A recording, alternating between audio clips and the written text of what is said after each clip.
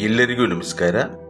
ಈ ವಿಡಿಯೋದಲ್ಲಿ 10ನೇ ತರಗತಿಯ ಸಮಾಜ ವಿಜ್ಞಾನ ವಿಷಯದಲ್ಲಿ ಬರುವ ಇತಿಹಾಸ ವಿಭಾಗದ ಅಧ್ಯಾಯ ಮೈಸೂರಿನ ಒಡೆಯರು ಹಾಗೂ ಕರ್ನಾಟಕದಲ್ಲಿ ಬ್ರಿಟಿಷ್ ಆಳ್ವಿಕೆಗೆ ಪ್ರತಿರೋಧಗಳು. ಈ ಅಧ್ಯಾಯದಲ್ಲಿ ಬರುವ ಪ್ರಮುಖ ಅಂಶಗಳನ್ನು ಸ್ಪರ್ಧಾತ್ಮಕ ಪರೀಕ್ಷೆಯ ತಳಹದಿಯ ಮೇಲೆ ನೋಡೋಣ. ಮೈಸೂರಿನ ಒಡೆಯರು ಹಾಗೂ ಕರ್ನಾಟಕದಲ್ಲಿ ಬ್ರಿಟಿಷ್ ಆಳ್ವಿಕೆಗೆ ಪ್ರತಿರೋಧಗಳು. ಈ ಅಧ್ಯಾಯದಲ್ಲಿ ಬರುವ ಪ್ರಮುಖ ಅಂಶಗಳನ್ನು ಈ ವಿಡಿಯೋದಲ್ಲಿ ನೋಡೋಣ. ಮೊದಲಿಗೆ ನಾವು ಮೈಸೂರಿನ ಒಡೆಯರ ಬಗ್ಗೆ ನೋಡೋಣ. ಮೈಸೂರಿನ ಒಡೆಯರ ಒಂದು ಆಡಳಿತದ ಕಾಲಾವಧಿ 1399ರಿಂದ 1947ರವರೆಗೆ ಮೈಸೂರಿನ ಒಡೆಯರು ಆಳ್ವಿಕೆಯನ್ನು ಮಾಡ್ತಾರೆ. ಇವರು ಮೈಸೂರಿನ ಒಡೆಯರು ವಿಜಯನಗರ ಸಾಮ್ರಾಜ್ಯದ ನಂತರ ಇವರು ಸಾಮ್ರಾಜ್ಯವನ್ನು ಸ್ಥಾಪನೆ ಮಾಡ್ತಾರೆ. ಅಂದರೆ ವಿಜಯನಗರ ಸಾಮ್ರಾಜ್ಯದ ನಂತರ ತಲೆ ಎತ್ತಿತ್ತು. ಅಂದರೆ ವಿಜಯನಗರ ಸಾಮ್ರಾಜ್ಯದ ಅವನತಿಯ ನಂತರ ಈ ಮೈಸೂರಿನ ಒಡೆಯರು ಆಳ್ವಿಕೆಗೆ ಬರ್ತಾರೆ. ಇಲ್ಲಿ ಸಾಮಾನ್ಯವಾಗಿ ಸಾಮಂತರಾಗಿನೂ ಕೂಡ ಅವರು ಆಳ್ವಿಕೆಯನ್ನು ಮಾಡ್ತಾ ಇದ್ರು. ಸೊ ಮುಂದೆ ಅವರು ಸ್ವತಂತ್ರವಾಗಿ ಆಳ್ವಿಕೆಯನ್ನ ಮಾಡ್ತಾರೆ ವಿಜಯನಗರ ಸಾಮ್ರಾಜ್ಯದ ನಂತರ. ಮೈಸೂರು ಸಮೀಪ ಹದಿನಾಡು ಅಂತ ಒಂದು ಸ್ಥಳ. ಮೈಸೂರು ಸಮೀಪ ಹದಿನಾಡು ಎಂಬ ಪಾಳೆಯ ಪಟ್ಟಿನಲ್ಲಿ ಚಾಮರಾಜ ಆಳುತ್ತಿದ್ದನು. ನೋಡಿ, ಮೈಸೂರು ಸಮೀಪ ಹದಿನಾಡು ಅಂತ ಒಂದು ಸ್ಥಳ. ಈ ಹದಿನಾಡು ಎಂಬ ಪಾಳುಪಟ್ಟಿಯಲ್ಲಿ ಯಾರು ಆಳ್ವಿಕೆ ಮಾಡ್ತಾ ಇದ್ರು? ಈ ಚಾಮರಾಜ ಅನ್ನೋರು ಆಳ್ವಿಕೆ ಮಾಡ್ತಾ ಇದ್ರು. ಚಾಮರಾಜನಿಗೆ ಗಂಡು ಮಕ್ಕಳಿರಲಿಲ್ಲ, ಮರಣವನ್ನು ಹೊಂದ್ಬಿಟ್ಟ. ಈ ಚಾಮರಾಜ ಅನ್ನೋರು ಗಂಡು ಮಕ್ಕಳಿಲ್ಲದೆ ಮರಣವನ್ನು ಹೊಂತಾರೆ. ಚಾಮರಾಜ ಯಾರು ಅಂದ್ರೆ ಮೈಸೂರು ಸಮೀಪ ಹದಿನಾಡು ಅನ್ನೋ ಒಂದು ಸ್ಥಳದಲ್ಲಿ ಈ ಆಳ್ವಿಕೆಯನ್ನು ಮಾಡ್ತಾ ಇದ್ರು ಇವರು. ಅಂದ್ರೆ ಇವರು ಶ್ರೀರಂಗಪಟ್ಟಣದಲ್ಲಿರ್ತಕ್ಕಂಥ ಮಾಂಡಲಿಕನ ಅಧೀನಾಗೆ ಆಳ್ವಿಕೆಯನ್ನು ಮಾಡ್ತಾ ಇದ್ರು ಚಾಮರಾಜ ಅವರು. ಸೊ ಅವರಿಗೆ ಗಂಡು ಮಕ್ಕಳಿರಲಿಲ್ಲ, ಅವರು ಮರಣವನ್ನು ಹೊಂತಾರೆ. ಆಗ ಅವನ ದಳವಾಯಿ ಮಾರನಾಯಕ ಯಾರ ದಳವಾಯಿ? ಈ ಚಾಮರಾಜ ಇದಲ್ಲ, ಇವರ ದಳವಾಯಿ ಮಾರನಾಯಕ. ಈ ಮಾರನಾಯಕ ಏನ್ ಮಾಡ್ತಾನ? ರಾಜಕುಮಾರಿಯನ್ನು ವಿವಾಹವಾಗಲು ಬಯಸಿದನು. ಅಂದ್ರೆ ಚಾಮರಾಜನ ಮಗಳನ್ನ ಮದುವೆ ಆಗ್ಲಿಕ್ಕೆ ಈ ಮಾರನಾಯಕ ಬಯಸ್ತಾನೆ. ಆಗ ಅಲ್ಲಿರ್ತಕ್ಕಂಥವ್ರು ಯಾರು ಕೂಡ ಒಪ್ಪಿಗೆ ನೀಡೋದಿಲ್ಲ. ಅಂದ್ರೆ ಚಾಮರಾಜನ ಹೆಂಡತಿ ಅಂದ್ರೆ ರಾಣಿ ಆಗಿರ್ಬೋದು, ಬೇರೆಯವರೆಲ್ಲ ಇದೆಲ್ಲ ಅವರೆಲ್ಲ ಏನಾಗೋದಿಲ್ಲ, ಯಾರು ಕೂಡ ಈ ಮದುವೆಗೆ ಒಪ್ಪಿಗೆಯನ್ನ ನೀಡೋದಿಲ್ಲ. ಅಂದ್ರೆ ರಾಜಕುಮಾರಿಯನ್ನ ಮಾರನಾಯಕನಿಗೆ ಮದುವೆ ಮಾಡೋದು ಬೇಡ ಅನ್ನೋದನ್ನ ಸೂಚಿಸ್ತಾರೆ. ಮುಂದೆ ಗುಜರಾತಿನ ದ್ವಾರಿಕೆಯಿಂದ ಯದುರಾಯರು ಮತ್ತು ಕೃಷ್ಣರಾಯರು ಅನ್ನೋ ಇಬ್ಬರು ಸಹೋದರರು ಏನಾಗ್ತಾರ? ಮೈಸೂರಿಗೆ ಬರ್ತಾರೆ. ಇವರು ಗುಜರಾತಿನ ದ್ವಾರಿಕೆಯಿಂದ ಯದುರಾಯರು, ಗುಜರಾತದ ದ್ವಾರಿಕೆಯಿಂದ ಯದುರಾಯರು ಮತ್ತು ಕೃಷ್ಣರಾಯರು ಅನ್ನೋ ಸಹೋದರರು ಮೈಸೂರಿಗೆ ಬರ್ತಾರೆ. ಅವರು ಯದುರಾಯರು ಮತ್ತು ಕೃಷ್ಣರಾಯರು ಎಲ್ಲಿಗೆ ಬರ್ತಾರೆ? ಮೈಸೂರಿಗೆ ಬರ್ತಾರೆ. ಯದುರಾಯನ್ ಏನ್ ಮಾಡ್ತಾರ ಅಂತಂದ್ರೆ ಇಲ್ಲಿರ್ತಕ್ಕಂಥ ಒಂದು ಪರಿಸ್ಥಿತಿಯನ್ನ ನೋಡ್ಬಿಟ್ಟು ಈ ಮಾರನಾಯಕನನ್ನ ಕೊಂದಾಕ್ಬಿಡ್ತಾನೆ. ಯಾಕೆ ಅಂದ್ರೆ ಈ ಮಾರನಾಯಕ ಚಾಮರಾಜನೊಬ್ಬ ದಳವಾಯಾಗಿರ್ತಾನೆ. ಆ ಚಾಮರಾಜನ ಮರಣದ ನಂತರ ಚಾಮರಾಜ ಮಗಳನ್ನೇ ಮದುವೆ ಆಗ್ಲಿಕ್ಕೆ ಬಯಸಿದಾಗ ಅಲ್ಲಿರೋರು ಕೂಡ ಯಾರು ಕೂಡ ಒಪ್ಪಿಗೆ ನೀಡೋದಿಲ್ಲ. ಇಂಥ ಒಂದು ಸಂದರ್ಭದಲ್ಲಿ ಈ ಯದುರಾಯರು ಏನ್ ಮಾಡ್ತಾರ? ಇಂಥ ವ್ಯಕ್ತಿನ ಏನ್ ಮಾಡ್ಬಿಡ್ತಾರ? ಕೊಂದು ಹಾಕ್ಬಿಡ್ತಾರೆ. ಇವನ್ ಬೇಡ ಈ ರೀತಿ ಇರತಕ್ಕಂಥ ದಳವಾಯಿ ಅಂತ ತಿಳ್ಕೊಂಡು. ಆಗ ಈ ರಾಣಿ ಯಾರು ಅಂತಂದ್ರೆ ಚಾಮರಾಜನ ಹೆಂಡತಿ ರಾಣಿ ತನ್ನ ಮಗಳನ್ನ ಅಂದ್ರೆ ರಾಜಕುಮಾರ್ ಏನ್ ಮಾಡ್ತಾರ? ಯದುರಾಯರಿಗೆ ಮದುವೆ ಮಾಡಿಕೊಟ್ಟು ರಾಜ್ಯ ನೀಡ್ಬಿಡ್ತಾರೆ. ಸೊ ಅವಾಗ ಏನಾಗುತ್ತೆ ಅಂದ್ರೆ ಮೈಸೂರಿನ ಒಂದು ಆಳ್ವಿಕೆ ಸ್ಟಾರ್ಟ್ ಆಗುತ್ತೆ ಈ ಯದುರಾಯರಿಂದ. ನೋಡಿ, ಈ ರಾಣಿ ಯಾರು ಅಂತಂದ್ರೆ ಚಾಮರಾಜನ ಹೆಂಡತಿ ರಾಣಿ. ಈ ಮಗಳು ಯಾರು ಅಂದ್ರೆ ರಾಜಕುಮಾರಿ, ಚಾಮರಾಜನ ಮಗಳು ರಾಜಕುಮಾರಿ. ಈ ಮಗಳನ್ನ ಯಾರಿಗೆ ಮದುವೆ ಮಾಡಿಕೊಟ್ರು? ಯದುರಾಯರಿಗೆ ಮದುವೆ ಮಾಡಿಕೊಟ್ರು. ಯದುರಾಯರು ಯಾರಂದ್ರೆ ಗುಜರಾತದ ದ್ವಾರಿಕೆಯಿಂದ ಬಂದವರು. ಇವ್ರೇನ್ ಮಾಡ್ತಾರ? ಮೈಸೂರಿಗೆ ಬಂದು ಮಾರನಾಯಕನ್ನ ಕೊಂದು ಹಾಕ್ತಾರೆ. ಆಗ ಏನ್ ಮಾಡ್ತಾರೆ? ರಾಣಿ ತನ್ನ ಮಗಳನ್ನ ಯದುರಾಯರಿಗೆ ಮದುವೆ ಮಾಡಿಕೊಡ್ತಾರೆ, ಹಾಗೆ ರಾಜ್ಯವನ್ನ ಕೊಡ್ತಾಳೆ ಅವ್ರಿಗೆ. ನೆಕ್ಸ್ಟ್ ಯದುರಾಯರಿಂದ ಜಯಚಾಮರಾಜ ಒಡೆಯರವರೆಗೆ 25 ಅರಸರು ಆಳಿದರು. ಈ ಮೈಸೂರನ್ನ ಆಳಿರ್ತಕ್ಕಂಥ ಒಡೆಯರು ಒಟ್ಟು ಎಷ್ಟು ಜನ ಇದ್ದಾರೆ ಅಂದ್ರೆ 25 ಜನ. ಪ್ರಾರಂಭದಲ್ಲಿ ಯಾರಿದ್ರು? ಯದುರಾಯರು. ಈ ಯದುರಾಯರೇ ಈ ಮೈಸೂರಿನ ಒಡೆಯರ ಆಳ್ವಿಕೆಯನ್ನು ಪ್ರಾರಂಭಿಸ್ತಾರೆ. ಕೊನೆಯ ಒಡೆಯರು ಯಾರಿಗಿದ್ರು ಅಂದ್ರೆ ಜಯಚಾಮರಾಜ ಒಡೆಯರು. ಈ ಜಯಚಾಮರಾಜ ಒಡೆಯರೇ ನಮ್ಮ ಕರ್ನಾಟಕದ ಮೊದಲ ರಾಜ್ಯಪಾಲರು ಕೂಡ ಆಗ್ತಾರೆ. ಓಕೆ, ನೆಕ್ಸ್ಟ್ ಹೋಗೋಣ. ರಾಜ ಒಡೆಯರು. ಈ ರಾಜ ಒಡೆಯರು 1578ರಿಂದ 1617ರವರೆಗೆ ಆಳ್ವಿಕೆಯನ್ನು ಮಾಡ್ತಾರೆ. ಈ ರಾಜ್ಯ ಒಡೆಯರು ಮಾಡಿರ್ತಕ್ಕಂಥ ಒಂದಿಷ್ಟು ಕಾರ್ಯಗಳನ್ನು ನೋಡೋದಾದರೆ, ಶ್ರೀರಂಗಪಟ್ಟಣವನ್ನ ರಾಜಧಾನಿಯನ್ನಾಗಿ ಮಾಡಿಕೊಂಡನು. ಅಂದ್ರೆ ಈ ರಾಜ ಒಡೆಯರು ಶ್ರೀರಂಗಪಟ್ಟಣವನ್ನ ರಾಜಧಾನಿಯನ್ನಾಗಿ ಮಾಡಿಕೊಳ್ತಾರೆ. ಇವರ ಒಂದು ಕಾಲಾವಧಿ 1578ರಿಂದ 1617ರವರೆಗೆ ಇರ್ತಾರೆ. ಇವರು ಈ ಶ್ರೀರಂಗಪಟ್ಟಣವನ್ನು ತಮ್ಮ ರಾಜಧಾನಿಯನ್ನಾಗಿ ಮಾಡ್ಕೊಳ್ತಾರೆ. ಹಾಗೆ ಇವರು ತಮ್ಮ ರಾಜ್ಯವನ್ನ ವಿಸ್ತರಣೆ ಮಾಡಿದರು. ತಾವ ಆಳ್ವಿಕೆಯ ಸಂದರ್ಭದಲ್ಲಿ ಅವರೇನ್ ಮಾಡ್ತಾರ, ತಮ್ಮ ರಾಜ್ಯವನ್ನ ವಿಸ್ತರಣೆ ಮಾಡ್ತಾರೆ. ಹಾಗೆ ದೇವಾಲಯಗಳ ಜೀರ್ಣೋದ್ಧಾರ ಮಾಡಿದರು. ಇವರೇನ್ ಮಾಡ್ತಾರ, ದೇವಾಲಯಗಳ ಜೀರ್ಣೋದ್ಧಾರ ಅಂತಂದ್ರೆ ಈ ದೇವಾಲಯಗಳಲ್ಲಿ ಎಲ್ಲಾದ್ರೂ ಒಂದು ಸ್ವಲ್ಪ ಏನಾದ್ರೂ ಕೆಲಸ ಕಾರ್ಯಗಳಿದ್ರೆ ಅದನ್ನ ಸರಿಪಡಿಸೋದು, ಸುಣ್ಣ ಬಣ್ಣವನ್ನು ಹಚ್ಚೋದು, ಕಟ್ಟಡಗಳಲ್ಲಿ ಸ್ವಲ್ಪ ಸಮಸ್ಯೆಗಳಿದ್ರೆ ಅದನ್ನ ಸರಿಪಡಿಸೋದು. ಸೊ ಅದನ್ನ ಜೀರ್ಣೋದ್ಧಾರ ಅಂತ ಕರೀತು. ಸೊ ದೇವಾಲಯಗಳ ಜೀರ್ಣೋದ್ಧಾರ ಮಾಡ್ತಾರೆ. ಮೇಲುಕೋಟೆಯ ಚೆಲುವ ನಾರಾಯಣ ಸ್ವಾಮಿಗೆ ರಾಜಮುಡಿ ಕಿರೀಟ ಅರ್ಪಿಸಿದರು. ನೋಡಿ, ಮೇಲುಕೋಟೆ ಚೆಲುವ ನಾರಾಯಣ ಸ್ವಾಮಿ ದೇವಸ್ಥಾನಕ್ಕೆ ಅಂದ್ರೆ ದೇವಾಲಯಕ್ಕೆ ಸ್ವಾಮಿಗೆ ರಾಜಮುಡಿ ಕಿರೀಟವನ್ನು ಅರ್ಪಿಸಿದ ಒಡೆಯರು ಯಾರು ಅಂದ್ರೆ ರಾಜ ಒಡೆಯರು. ನೆಕ್ಸ್ಟ್ ನವರಾತ್ರಿ ಉತ್ಸವವನ್ನ ಶ್ರೀರಂಗಪಟ್ಟಣದಲ್ಲಿ ಆರಂಭಿಸಿದರು. ಅಂದ್ರೆ ದಸರಾ ಉತ್ಸವವನ್ನ ಶ್ರೀರಂಗಪಟ್ಟಣದಲ್ಲಿ ಪ್ರಾರಂಭಿಸ್ತಾರೆ. ಈ ಮೇಲುಕೋಟೆ ಚೆಲುವ ನಾರಾಯಣ ದೇವಾಲಯವನ್ನು ಕಟ್ಟಿಸಿದವರು ಯಾರು ಅಂತಂದ್ರೆ ರಾಮಾನುಜಾಚಾರ್ಯರು ಅದನ್ನು ನಿರ್ಮಿಸ್ತಾರೆ. ನೋಡಿ, ರಾಜ ಒಡೆಯರು ಮಾಡಿರ್ತಕ್ಕಂಥ ಕೆಲಸ ಕಾರ್ಯಗಳು ಮುಖ್ಯವಾಗಿ ಶ್ರೀರಂಗಪಟ್ಟಣವನ್ನು ರಾಜಧಾನಿಯನ್ನು ಮಾಡ್ಕೊಳ್ತಾರೆ, ರಾಜ್ಯವನ್ನು ವಿಸ್ತರಣೆ ಮಾಡ್ತಾರೆ, ದೇವಾಲಯಗಳ ಜೀರ್ಣೋದ್ಧಾರ ಮಾಡ್ತಾರೆ. ಹಾಗೆ ಈ ಮೇಲುಕೋಟೆ ಚೆಲುವ ನಾರಾಯಣ ಸ್ವಾಮಿಗೆ ಅವರು ರಾಜಮುಡಿ ಕಿರೀಟವನ್ನು ಅರ್ಪಿಸ್ತಾರೆ. ಹಾಗೆ ನವರಾತ್ರಿ ಉತ್ಸವನ ಪ್ರಾರಂಭಿಸ್ತಾರೆ ಅಥವಾ ದಸರಾ ಉತ್ಸವನ ಪ್ರಾರಂಭಿಸ್ತಾರೆ. ಎಲ್ಲಿ ಪ್ರಾರಂಭಿಸ್ತಾರೆ ಅಂದ್ರೆ ಶ್ರೀರಂಗಪಟ್ಟಣದಲ್ಲಿ ಪ್ರಾರಂಭಿಸ್ತಾರೆ. ಓಕೆ, ನೆಕ್ಸ್ಟ್ ಹೋಗೋಣ. ಚಿಕ್ಕದೇವರಾಜ ಒಡೆಯರು. ಚಿಕ್ಕದೇವರಾಜ ಒಡೆಯರು 1673ರಿಂದ 1704. ಇವರ ಕಾಲಾವಧಿ 1673ರಿಂದ 1704. ಇವ್ರ ಬಗ್ಗೆ ನೋಡೋದಾದರೆ ಇವರು ಸಮರ್ಥ ಯೋಧ ಹಾಗೆ ಆಡಳಿತಗಾರರಾಗಿದ್ದರು. ಒಬ್ಬ ಸಮರ್ಥ ಯೋಧರಾಗಿದ್ದರು ಹಾಗೆ ಸಮರ್ಥ ಆಡಳಿತಗಾರರಾಗಿದ್ದರು. ಶಿವಾಜಿಯ ಸೇನೆಯನ್ನು ಮಧುರೈ, ಇಕ್ಕೇರಿ ಮತ್ತು ಬಿಜಾಪುರಗಳಲ್ಲಿ ಹಿಮ್ಮೆಟ್ಟಿಸಿದರು. ಚಿಕ್ಕದೇವರಾಜ ಒಡೆಯರು ಈ ಶಿವಾಜಿಯ ಸೇನೆಯನ್ನ ಎಲ್ಲೆಲ್ಲಿ ಹಿಮ್ಮೆಟ್ಟಿಸ್ತಾರೆ ಅಂತಂದ್ರೆ ಮಧುರೈಯಲ್ಲಿ ಹಿಮ್ಮೆಟ್ಟಿಸ್ತಾರೆ, ಇಕ್ಕೇರಿಯಲ್ಲಿ ಹಿಮ್ಮೆಟ್ಟಿಸ್ತಾರೆ, ಹಾಗೆ ಬಿಜಾಪುರದಲ್ಲಿ ಅವರು ಈ ಶಿವಾಜಿಯ ಸೈನ್ಯವನ್ನ ಹಿಮ್ಮೆಟ್ಟಿಸಿದರು. ಮಾಗಡಿ, ಮಧುಗಿರಿ, ಕೊರಟಗೆರೆಗಳನ್ನು ವಶಪಡಿಸಿಕೊಂಡರು. ಇವರು ಮಾಗಡಿಯನ್ನು ವಶಪಡಿಸಿಕೊಳ್ತಾರೆ, ಮಧುಗಿರಿಯನ್ನು ವಶಪಡಿಸಿಕೊಳ್ತಾರೆ, ಕೊರಟಗೆರೆಗಳನ್ನ ವಶಪಡಿಸಿಕೊಳ್ತಾರೆ ಚಿಕ್ಕದೇವರಾಜ ಒಡೆಯರು. ಬೆಂಗಳೂರನ್ನು ಮೊಘಲರಿಂದ ಕೊಂಡುಕೊಂಡರು, ಅಂದ್ರೆ ಖರೀದಿಸಿದರು. ಬೆಂಗಳೂರು ನಗರವನ್ನ ಈ ಮೊಘಲರಿಂದ ಅವರು ಖರೀದಿಸ್ತಾರೆ. ಚಿಕ್ಕದೇವರಾಜ ಒಡೆಯರಿಗಿರ್ತಕ್ಕಂಥ ಬಿರುದುಗಳನ್ನು ನೋಡೋದಾದರೆ ಕರ್ನಾಟಕ ಕವಿ ಚಕ್ರವರ್ತಿ, ಅಪ್ರತಿಮ ವೀರ, ತೆಂಕನ ರಾಜ, ನವಕೋಟಿ ನಾರಾಯಣ ಅನ್ನೋ ಬಿರುದುಗಳಿದ್ದು.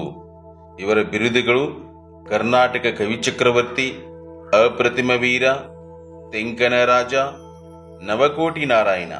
ಅಂದರೆ ಇವರು ಬೊಕ್ಕಸದಲ್ಲಿ ತಮ್ಮ ಹಣವನ್ನು ಹೆಚ್ಚು ಮಾಡಿರೋದ್ರಿಂದ, ಅಂದ್ರೆ 9 ಕೋಟಿಯನ್ನ ಹೆಚ್ಚು ಮಾಡಿದ್ರಿಂದ ಇವರಿಗೆ ನವಕೋಟಿ ನಾರಾಯಣ ಅನ್ನೋ ಬಿರುದು ಬಂತು ಅಂತ ಹೇಳ್ತಾರೆ. ಇವು ಚಿಕ್ಕದೇವರಾಜ ಒಡೆಯರ ಬಿರುದುಗಳು. ಹಾಗೆ ಅವರು ಅಟಾರ ಕಚೇರಿಗಳನ್ನ ಸ್ಥಾಪನೆ ಮಾಡ್ತಾರೆ. ಚಿಕ್ಕದೇವರಾಜ ಒಡೆಯರು ಆಡಳಿತದ ಅನುಕೂಲತೆಗಾಗಿ ತಮ್ಮ ಸಾಮ್ರಾಜ್ಯದಲ್ಲಿ ಅಟಾರ ಕಚೇರಿಗಳನ್ನ ಪ್ರಾರಂಭಿಸ್ತಾರೆ. ಹಾಗೆ ಅಂಚೆ ವ್ಯವಸ್ಥೆಯನ್ನ ಜಾರಿಗೆ ತರ್ತಾರೆ. ಚಿಕ್ಕದೇವರಾಜ ಒಡೆಯರು ಅಂಚೆ ವ್ಯವಸ್ಥೆಯನ್ನ ಜಾರಿಗೆ ತರ್ತಾರೆ. ಹಾಗೆ ಕಾವೇರಿ ನದಿಗೆ ಅಣೆಕಟ್ಟೆಯನ್ನು ಕಟ್ತಾರೆ. ಅಣೆಕಟ್ಟು ಕಟ್ಟಿ ಅವರು ಚಿಕ್ಕದೇವರಾಜ ನಾಲೆ ಮತ್ತು ದೊಡ್ಡ ದೇವರಾಜ ನಾಲೆಯನ್ನು ನಾಲೆಗಳನ್ನು ನಿರ್ಮಿಸ್ತಾರೆ. ನಾಲೆ ಅಂದ್ರೆ ಕೆನಾಲ್. ಸೊ ಕೆನಾಲ್ಗಳನ್ನು ನಿರ್ಮಿಸ್ತಾರೆ. ಕಾವೇರಿ ನದಿಗೆ ಅಣೆಕಟ್ಟೆಯನ್ನು ಕಟ್ಟಿಬಿಟ್ಟು ಚಿಕ್ಕದೇವರಾಜ ನಾಲೆ ಮತ್ತು ದೊಡ್ಡ ದೇವರಾಜ ನಾಲೆಯನ್ನ ನಿರ್ಮಿಸಿಬಿಟ್ಟು ನೀರಾವರಿಗೆ ಅನುಕೂಲತೆ ಮಾಡಿಕೊಡ್ತಾರೆ. ಹಾಗೆ ಕವಿಗಳಿಗೆ ಆಶ್ರಯ ನೀಡಿದ್ದರು. ಇವರು ಅನೇಕ ಕವಿಗಳಿಗೆ ಆಶ್ರಯ ನೀಡಿದ್ದರು. ನೋಡಿ, ಚಿಕ್ಕದೇವರಾಜ ಒಡೆಯರು 1673ರಿಂದ 1704ರವರೆಗೆ ಅವರ ಕಾಲಾವಧಿ. ಇವರೊಬ್ಬರು ಸಮರ್ಥ ಯೋಧ ಆಡಳಿತಗಾರರಾಗಿದ್ದರು. ಹಾಗೆ ಶಿವಾಜಿಯ ಸೇನೆಯನ್ನವರು ಮಧುರೈ, ಇಕ್ಕೇರಿ, ಬಿಜಾಪುರಗಳಲ್ಲಿ ಹಿಮ್ಮೆಟ್ಟಿಸ್ತಾರೆ. ಮಾಗಡಿ, ಮಧುಗಿರಿ, ಕೊರಟಗೆರೆಗಳನ್ನ ವಶಪಡಿಸಿಕೊಳ್ತಾರೆ. ಬೆಂಗಳೂರನ್ನ ಮೊಘಲರಿಂದ ಖರೀದಿ ಮಾಡ್ತಾರೆ. ಇವರ ಬಿರುದುಗಳು ಕರ್ನಾಟಕ ಕವಿ ಚಕ್ರವರ್ತಿ, ಅಪ್ರತಿಮ ವೀರ, ತೆಂಕನ ರಾಜ, ನವಕೋಟಿ ನಾರಾಯಣ ಅನ್ನೋ ಬಿರುದನ್ನು ಹೊಂದಿರುತ್ತಾರೆ. ಇವರು ಆಡಳಿತದ ಅನುಕೂಲತೆಗಾಗಿ ಅಟಾರ ಕಚೇರಿಗಳನ್ನು ಸ್ಥಾಪನೆ ಮಾಡ್ತಾರೆ. ಅಂಚೆ ವ್ಯವಸ್ಥೆಯನ್ನ ಜಾರಿಗೆ ತರ್ತಾರೆ. ಕಾವೇರಿ ನದಿಗೆ ಅಣೆಕಟ್ಟನ್ನು ಕಟ್ಟಿಬಿಟ್ಟು ಚಿಕ್ಕದೇವರಾಜ ನಾಲೆ ಮತ್ತು ದೊಡ್ಡ ದೇವರಾಜ ನಾಲೆಗಳನ್ನ ನಿರ್ಮಿಸ್ತಾರೆ. ಹಾಗೆ ಅನೇಕ ಕವಿಗಳಿಗೆ ಇವರು ಆಶ್ರಯ ನೀಡಿದ್ರು. ಇವೆಲ್ಲವೂ ಚಿಕ್ಕದೇವರಾಜ ಒಡೆಯರು ಮಾಡಿರ್ತಕ್ಕಂಥ ಒಂದಿಷ್ಟು ಸಾಧನೆಗಳು. ಓಕೆ, ನೆಕ್ಸ್ಟ್ ಹೋಗೋಣ. ಕಮಿಷನರುಗಳ ಆಡಳಿತ 1831ರಿಂದ 1851, ಅಂದರೆ ಮೈಸೂರಲ್ಲಿ ಒಂದು 50 ವರ್ಷಗಳ ಕಾಲ ಕಮಿಷನರುಗಳ ಆಡಳಿತ ಇರುತ್ತೆ. 1799ರಲ್ಲಿ ಟಿಪ್ಪು ಸುಲ್ತಾನ್ನ ಮರಣ. 1799ರಲ್ಲಿ ಟಿಪ್ಪು ಸುಲ್ತಾನ 4ನೇ ಆಂಗ್ಲೋ ಮೈಸೂರು ಯುದ್ಧದಲ್ಲಿ ಮರಣವನ್ನು ಹೊಂತಾನೆ. ಆಗ ಮುಮ್ಮಡಿ ಕೃಷ್ಣರಾಜ ಒಡೆಯರು ಮೈಸೂರಿನ ಮಹಾರಾಜರಾಗ್ತಾರೆ.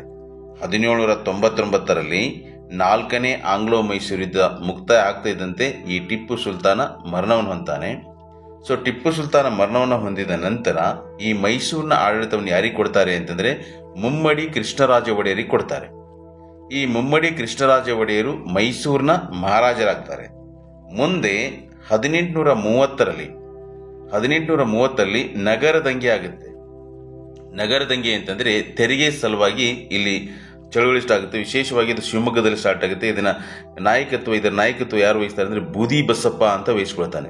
ಅಂದ್ರೆ ರೈತರು ತೆರಿಗೆಯನ್ನು ಕೊಡಬಾರದು ಅಂತ ತಿಳ್ಕೊಂಡ್ಬಿಟ್ಟು ಈ ನಗರ ದಂಗೆಯನ್ನ ಮಾಡ್ತಾರೆ. ಆಗ ಈ ನಗರ ದಂಗೆಯನ್ನ ನಿಯಂತ್ರಿಸೋಕೆ ಈ ಒಡೆಯರಿಗೆ ಆಗೋದಿಲ್ಲ. ಮುಮ್ಮಡಿ ಕೃಷ್ಣರಾಜ ಒಡೆಯರಿಗೆ ಈ ನಗರ ದಂಗೆಯನ್ನ, ಅಂದ್ರೆ ರೈತರು ತೆರಿಗೆ ಕೊಡೋದಿಲ್ಲ ಅನ್ನೋ ಒಂದು ದಂಗೆಯನ್ನು ಏನು ಪ್ರಾರಂಭಿಸ್ತಲ್ಲ ನಗರ ದಂಗೆ, ಅದನ್ನ ಕಂಟ್ರೋಲ್ ಮಾಡಲಿಕ್ಕೆ ಈ ಮುಮ್ಮಡಿ ಕೃಷ್ಣರಾಜ ಒಡೆಯರಿಗೆ ಆಗೋದಿಲ್ಲ. ಆಗ ಬ್ರಿಟಿಷ್ ಏನ್ ಮಾಡ್ತಾರೆ ಅಂತಂದ್ರೆ ಈ ಮೈಸೂರನ್ನ ಬ್ರಿಟಿಷರು ವಶಪಡಿಸ್ಕೊಂಡ್ಬಿಡ್ತಾರೆ. ಅಂದ್ರೆ 1830ರಲ್ಲಿ ನಗರ ದಂಗೆ ಸ್ಟಾರ್ಟ್ ಆಗುತ್ತೆ. ಈ ನಗರ ದಂಗೆ ಸ್ಟಾರ್ಟ್ ಆದ ತಕ್ಷಣ ಮಹಾರಾಜರಿಗೆ ಇದನ್ನು ನಿಯಂತ್ರಿಸಲಿಕ್ಕೆ ಆಗದೆ ಇದ್ದಾಗ ಮೈಸೂರನ್ನ ಬ್ರಿಟಿಷ್ ಏನ್ ಮಾಡಿಬಿಟ್ರು, ವಶಪಡಿಸ್ಕೊಂಡ್ಬಿಟ್ರು. ಆಗ 1831ರಿಂದ 1881ರವರೆಗೆ ಅಂದ್ರೆ 50 ವರ್ಷಗಳ ಕಾಲ ಮೈಸೂರಿನಲ್ಲಿ ಕಮಿಷನರ್ಗಳು ಆಡಳಿತ ಮಾಡ್ತಾರೆ. ಮೈಸೂರು ಯಾರ ಅಧೀನದಲ್ಲಿ ಇತ್ತು ಅಂದರೆ ಕಮಿಷನರ್ಗಳ ಅಧೀನದಲ್ಲಿ ಇತ್ತು. 1881ರವರೆಗೆ ಕಮಿಷನರ್ ಆಳ್ವಿಕೆಯನ್ನು ಮಾಡ್ತಾರೆ. ಮುಮ್ಮಡಿ ಕೃಷ್ಣರಾಜ ಒಡೆಯರು ಮೈಸೂರು ರಾಜ್ಯವನ್ನು ಪುನಃ ಪಡೆಯಲು ನಿರಂತರ ಪ್ರಯತ್ನ ಮಾಡಿದರು. ಯಾವಾಗ ಈ 1831ರಲ್ಲಿ ಬ್ರಿಟಿಷರು ಈ ಮೈಸೂರನ್ನು ವಶಪಡಿಸಿಕೊಂಡ್ರು, ಆಗ ಈ ಮುಮ್ಮಡಿ ಕೃಷ್ಣರಾಜ ಒಡೆಯರು ಏನ್ ಮಾಡ್ತಾರೆ ಅಂದ್ರೆ ನನಗೆ ಮತ್ತೆ ಮೈಸೂರನ್ನ ಕೊಡಿ, ಮೈಸೂರು ರಾಜ್ಯವನ್ನು ನಮ್ಗೆ ಬೇಕು ಅಂತ ತಿಳ್ಕೊಂಡು ನಿರಂತರವಾದ ಪ್ರಯತ್ನ ಪಡ್ತಾರೆ. ಆದರೆ ಅದು ಅಷ್ಟು ಸುಲಭ ಆಗೋದಿಲ್ಲ. 1867ರಲ್ಲಿ ಮೈಸೂರನ್ನು ಮುಮ್ಮಡಿ ಕೃಷ್ಣರಾಜ ಉತ್ತರಾಧಿಕಾರಿಗೆ ಮರಳಿಸಲು ತೀರ್ಮಾನ.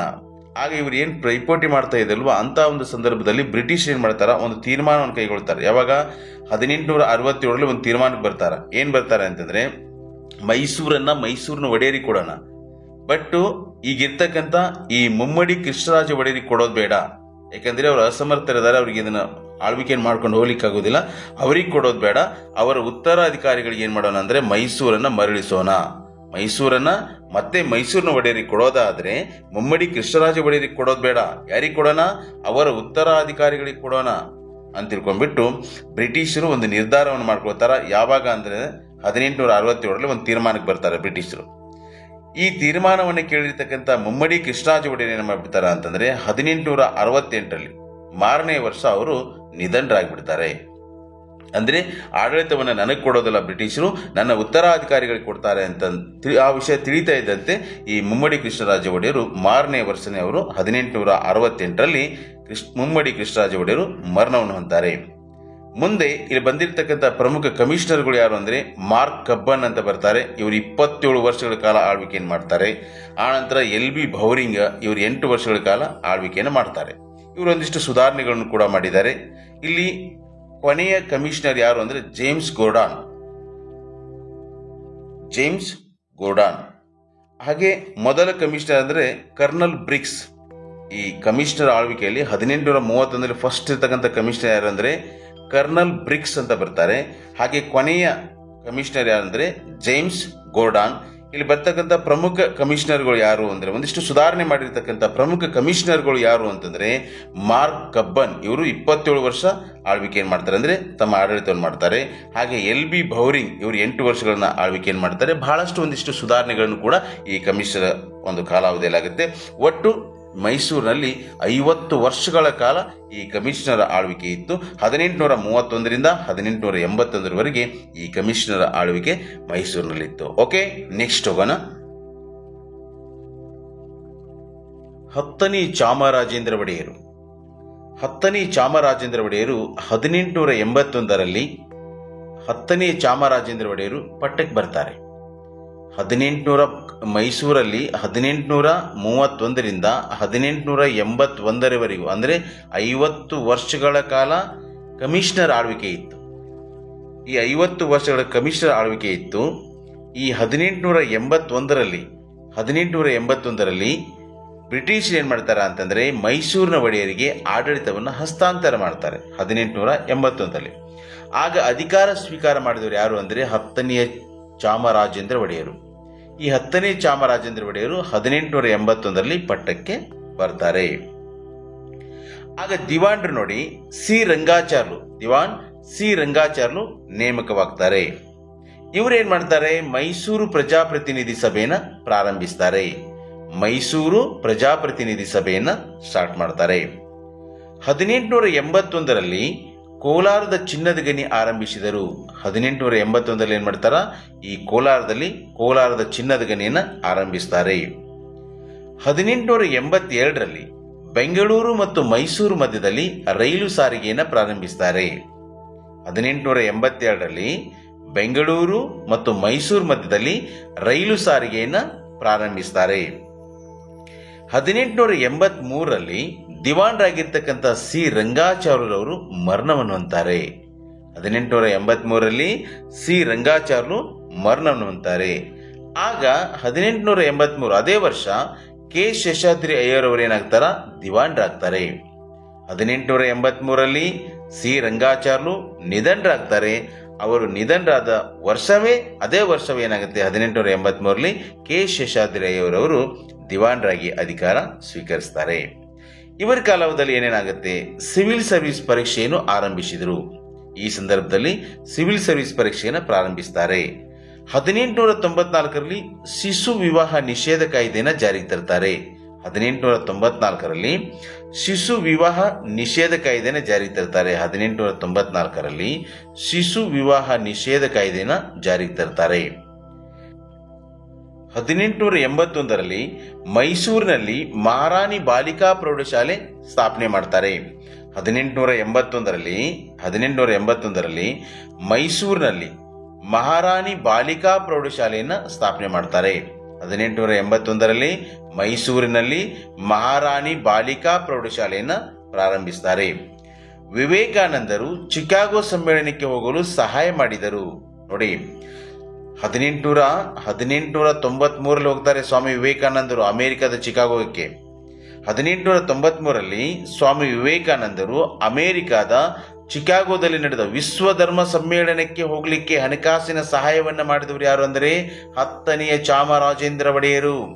ಸ್ವಾಮಿ ವಿವೇಕಾನಂದರು 1893ರಲ್ಲಿ ಸ್ವಾಮಿ ವಿವೇಕಾನಂದರಿಗೆ ಅಮೆರಿಕದ ಚಿಕಾಗೋ ನಗರದಲ್ಲಿ ನಡೀತಕ್ಕಂಥ ವಿಶ್ವ ಧರ್ಮ ಸಮ್ಮೇಳನಕ್ಕೆ ಹೋಗ್ಲಿಕ್ಕೆ ಹಣಕಾಸಿನ ಸಹಾಯವನ್ನ ಮಾಡಿದವರು ಯಾರು ಅಂದರೆ 10ನೇ ಚಾಮರಾಜೇಂದ್ರ ಒಡೆಯರು. 10ನೇ ಚಾಮರಾಜೇಂದ್ರ ಒಡೆಯರು ಹಣಕಾಸಿನ ಸಹಾಯವನ್ನು ಮಾಡ್ತಾರೆ ವಿವೇಕಾನಂದರಿಗೆ. ಎಲ್ಲಿಗೆ ಅಂತಂದ್ರೆ ಅಮೆರಿಕದ ಚಿಕಾಗೋದಲ್ಲಿ ನಡೀತಕ್ಕಂಥ ವಿಶ್ವ ಧರ್ಮ ಸಮ್ಮೇಳನಕ್ಕೆ ಹೋಗ್ಲಿಕ್ಕೆ. ಇವರು ಅನೇಕ ವಿದ್ವಾಂಸರಿಗೆ ಆಶ್ರಯ ನೀಡಿದರು. 10ನೇ ಚಾಮರಾಜೇಂದ್ರ ಒಡೆಯರು ಅನೇಕ ವಿದ್ವಾಂಸರಿಗೆ ಆಶ್ರಯವನ್ನ ನೀಡ್ತಾರೆ. ಬಸಪ್ಪ ಶಾಸ್ತ್ರಿಗಳು ಅಭಿನವ ಕಾಳಿದಾಸ ಎನಿಸಿಕೊಂಡರು. ಇವರು ಮೈಸೂರಿನ ರಾಜ್ಯಗೀತೆ ಕಾಯೋ ಶ್ರೀ ಗೌರಿಯನ್ನ ಬರೀತಾರೆ. ಇಲ್ಲಿ ನೋಡಿ, ಮೈಸೂರಿನ ರಾಜ್ಯಗೀತೆ ಯಾವುದು? ಕಾಯೋ ಶ್ರೀ ಗೌರಿ. ಮೈಸೂರಿನ ರಾಜ್ಯಗೀತೆ ಯಾವುದು? ಕಾಯೋ ಶ್ರೀ ಗೌರಿ. ಈ ಕಾಯೋ ಶ್ರೀ ಗೌರಿಯನ್ನ ಬರೆದವರು ಯಾರು ಅಂತಂದ್ರೆ ಬಸಪ್ಪ ಶಾಸ್ತ್ರಿಗಳು. ಮೈಸೂರಿನ ರಾಜ್ಯಗೀತೆ ಯಾವುದು? ಕಾಯೋ ಶ್ರೀ ಗೌರಿ. ಕಾಯೋ ಶ್ರೀ ಗೌರಿಯನ್ನು ಬರೆದವರು ಬಸಪ್ಪ ಶಾಸ್ತ್ರಿಗಳು. ಬಸಪ್ಪ ಶಾಸ್ತ್ರಿಗಳನ್ನ ಏನಂತ ಕರೀತಾರೆ? ಅಭಿನವ ಕಾಳಿದಾಸ ಅಂತ ಕರೀತಾರೆ. ಬಸಪ್ಪ ಶಾಸ್ತ್ರಿಗಳನ್ನ ಏನಂತ ಕರೀತಾರೆ? ಅಭಿನವ ಕಾಳಿದಾಸ ಅಂತ ಕರೀತಾರೆ. ಮೈಸೂರಿನ ರಾಜ್ಯಗೀತೆ ಯಾವುದು? ಕಾಯೋಶ್ರೀ. ಮೈಸೂರಿನ ರಾಜ್ಯಗೀತೆ ಕಾಯೋಶ್ರೀಯನ್ನ ಬರೆದಿರೋರು ಯಾರು ಅಂದ್ರೆ ಬಸಪ್ಪ ಶಾಸ್ತ್ರಿಗಳು. ಬಸಪ್ಪ ಶಾಸ್ತ್ರಿಗಳನ್ನ ಏನಂತ ಕರೀತಾರೆ? ಅಭಿನವ ಕಾಳಿದಾಸ ಅಂತ ಕರೀತಾರೆ. ಅಭಿನವ ಕಾಳಿದಾಸ ಎನಿಸಿದ ಬಸಪ್ಪ ಶಾಸ್ತ್ರಿಗಳು ಮೈಸೂರಿನ ರಾಜ್ಯಗೀತೆ ಕಾಯೋಶ್ರೀಯನ್ನ ಬರೀತಾರೆ. ಇವೆಲ್ಲವೂ 10ನೇ ಚಾಮರಾಜೇಂದ್ರ ಒಡೆಯರ ಬಗ್ಗೆ ಇರತಕ್ಕಂಥ ಪ್ರಮುಖ ಅಂಶಗಳು. ನಾಲ್ವಡಿ ಕೃಷ್ಣರಾಜ ಒಡೆಯರು. ಇವರ ಒಂದು ಕಾಲಾವಧಿ 1894ರಿಂದ 1940. ಇವರು ಆಡಳಿತಕ್ಕೆ ಬಂದಾಗ ಚಿಕ್ಕವರಾಗಿರುವುದರಿಂದ ಇವರ ತಾಯಿಯೇ ಆಡಳಿತವನ್ನು ಮುನ್ನಡೆಸಿಕೊಂಡು ಹೋಗ್ತಾರೆ. ಇವರ ತಾಯಿ ಕೆಂಪ ನಂಜಮ್ಮನಿ ಅಂತ. ಈ ನಾಲ್ವಡಿ ಕೃಷ್ಣರಾಜ ಒಡೆಯರ ತಾಯಿ ಕೆಂಪ ನಂಜಮ್ಮನಿ. ಇವರು 1894ರಿಂದ 1902ರವರೆಗೆ ಆಡಳಿತವನ್ನ ನಡೆಸ್ತಾರೆ. ಮುಂದೆ 1902ರಲ್ಲಿ ಏನಾಗುತ್ತೆ ಅಂದರೆ ನಾಲ್ವಡಿ ಕೃಷ್ಣರಾಜ ಒಡೆಯರೇ ಆಡಳಿತವನ್ನ ಕಾನೂನು ಪ್ರಕಾರ ಸ್ವೀಕಾರ ಮಾಡ್ತಾರೆ. ಹಾಗಾದ್ರೆ ಇವರ ತಾಯಿ 1894ರಿಂದ 1902ರವರೆಗೆ ಏನಿದ್ದಲ್ವಾ, ಸೊ ಅವರ ಕಾಲಾವಧಿಯಲ್ಲಿ ಆಗಿರ್ತಕ್ಕಂಥ ಒಂದಿಷ್ಟು ಸುಧಾರಣೆಗಳನ್ನ ನೋಡೋಣ.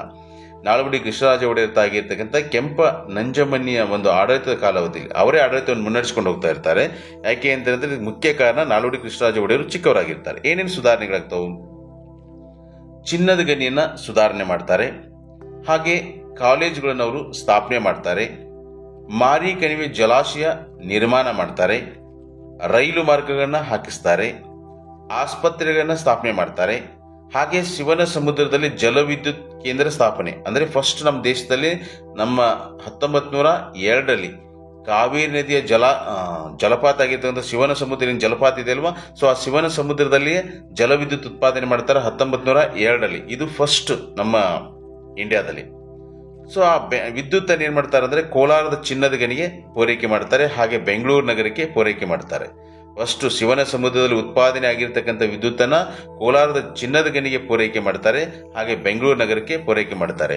ಭಾರತ ದೇಶದಲ್ಲಿ ಬೆಂಗಳೂರು ನಗರ ಫಸ್ಟ್ ವಿದ್ಯುತ್ ಅನ್ನು ಪಡೆದಿರ್ತಕ್ಕಂಥ ನಗರ. ಇದಕ್ಕೆ ಯಾವಾಗ ಕೊಡ್ತಾರೆ ಅಂದ್ರೆ 1905ರಲ್ಲಿ.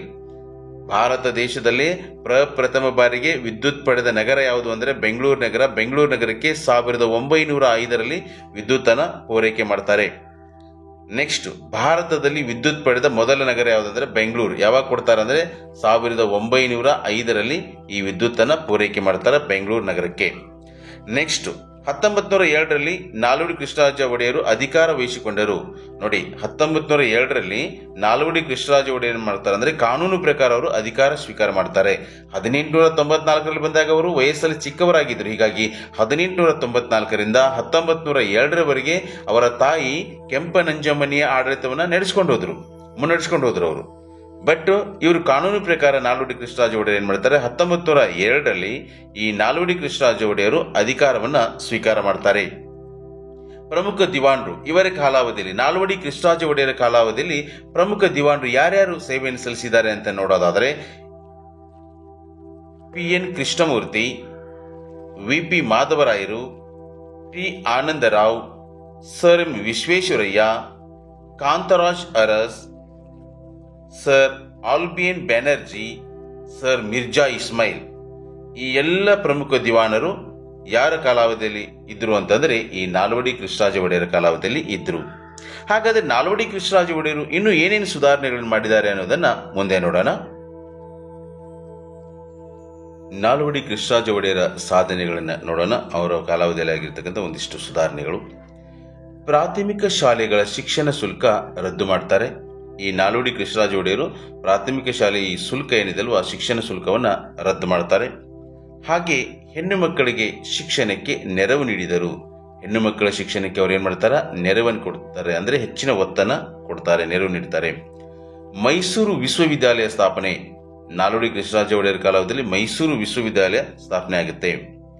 ವಿದೇಶ ವಿದ್ಯಾಭ್ಯಾಸಕ್ಕೆ ಹೋಗುವವರಿಗೆ ವಿದ್ಯಾರ್ಥಿ ವೇತನ ನೀಡಿದರು.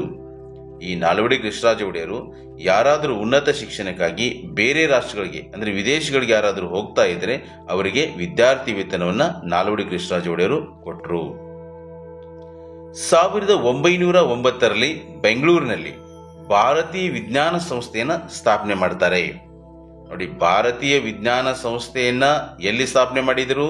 ಬೆಂಗಳೂರಲ್ಲಿ ಸ್ಥಾಪನೆ ಮಾಡ್ತಾರೆ. ಯಾವಾಗ? 1909ರಲ್ಲಿ ಬೆಂಗಳೂರು ನಗರದಲ್ಲಿ ಭಾರತೀಯ ವಿಜ್ಞಾನ ಸಂಸ್ಥೆಯನ್ನ ಸ್ಥಾಪನೆ ಮಾಡ್ತಾರೆ. ಇದಕ್ಕೆ ಸಪೋರ್ಟ್ ಕೊಟ್ಟವರು ಯಾರು ಅಂತಂದ್ರೆ ಟಾಟಾರವರು.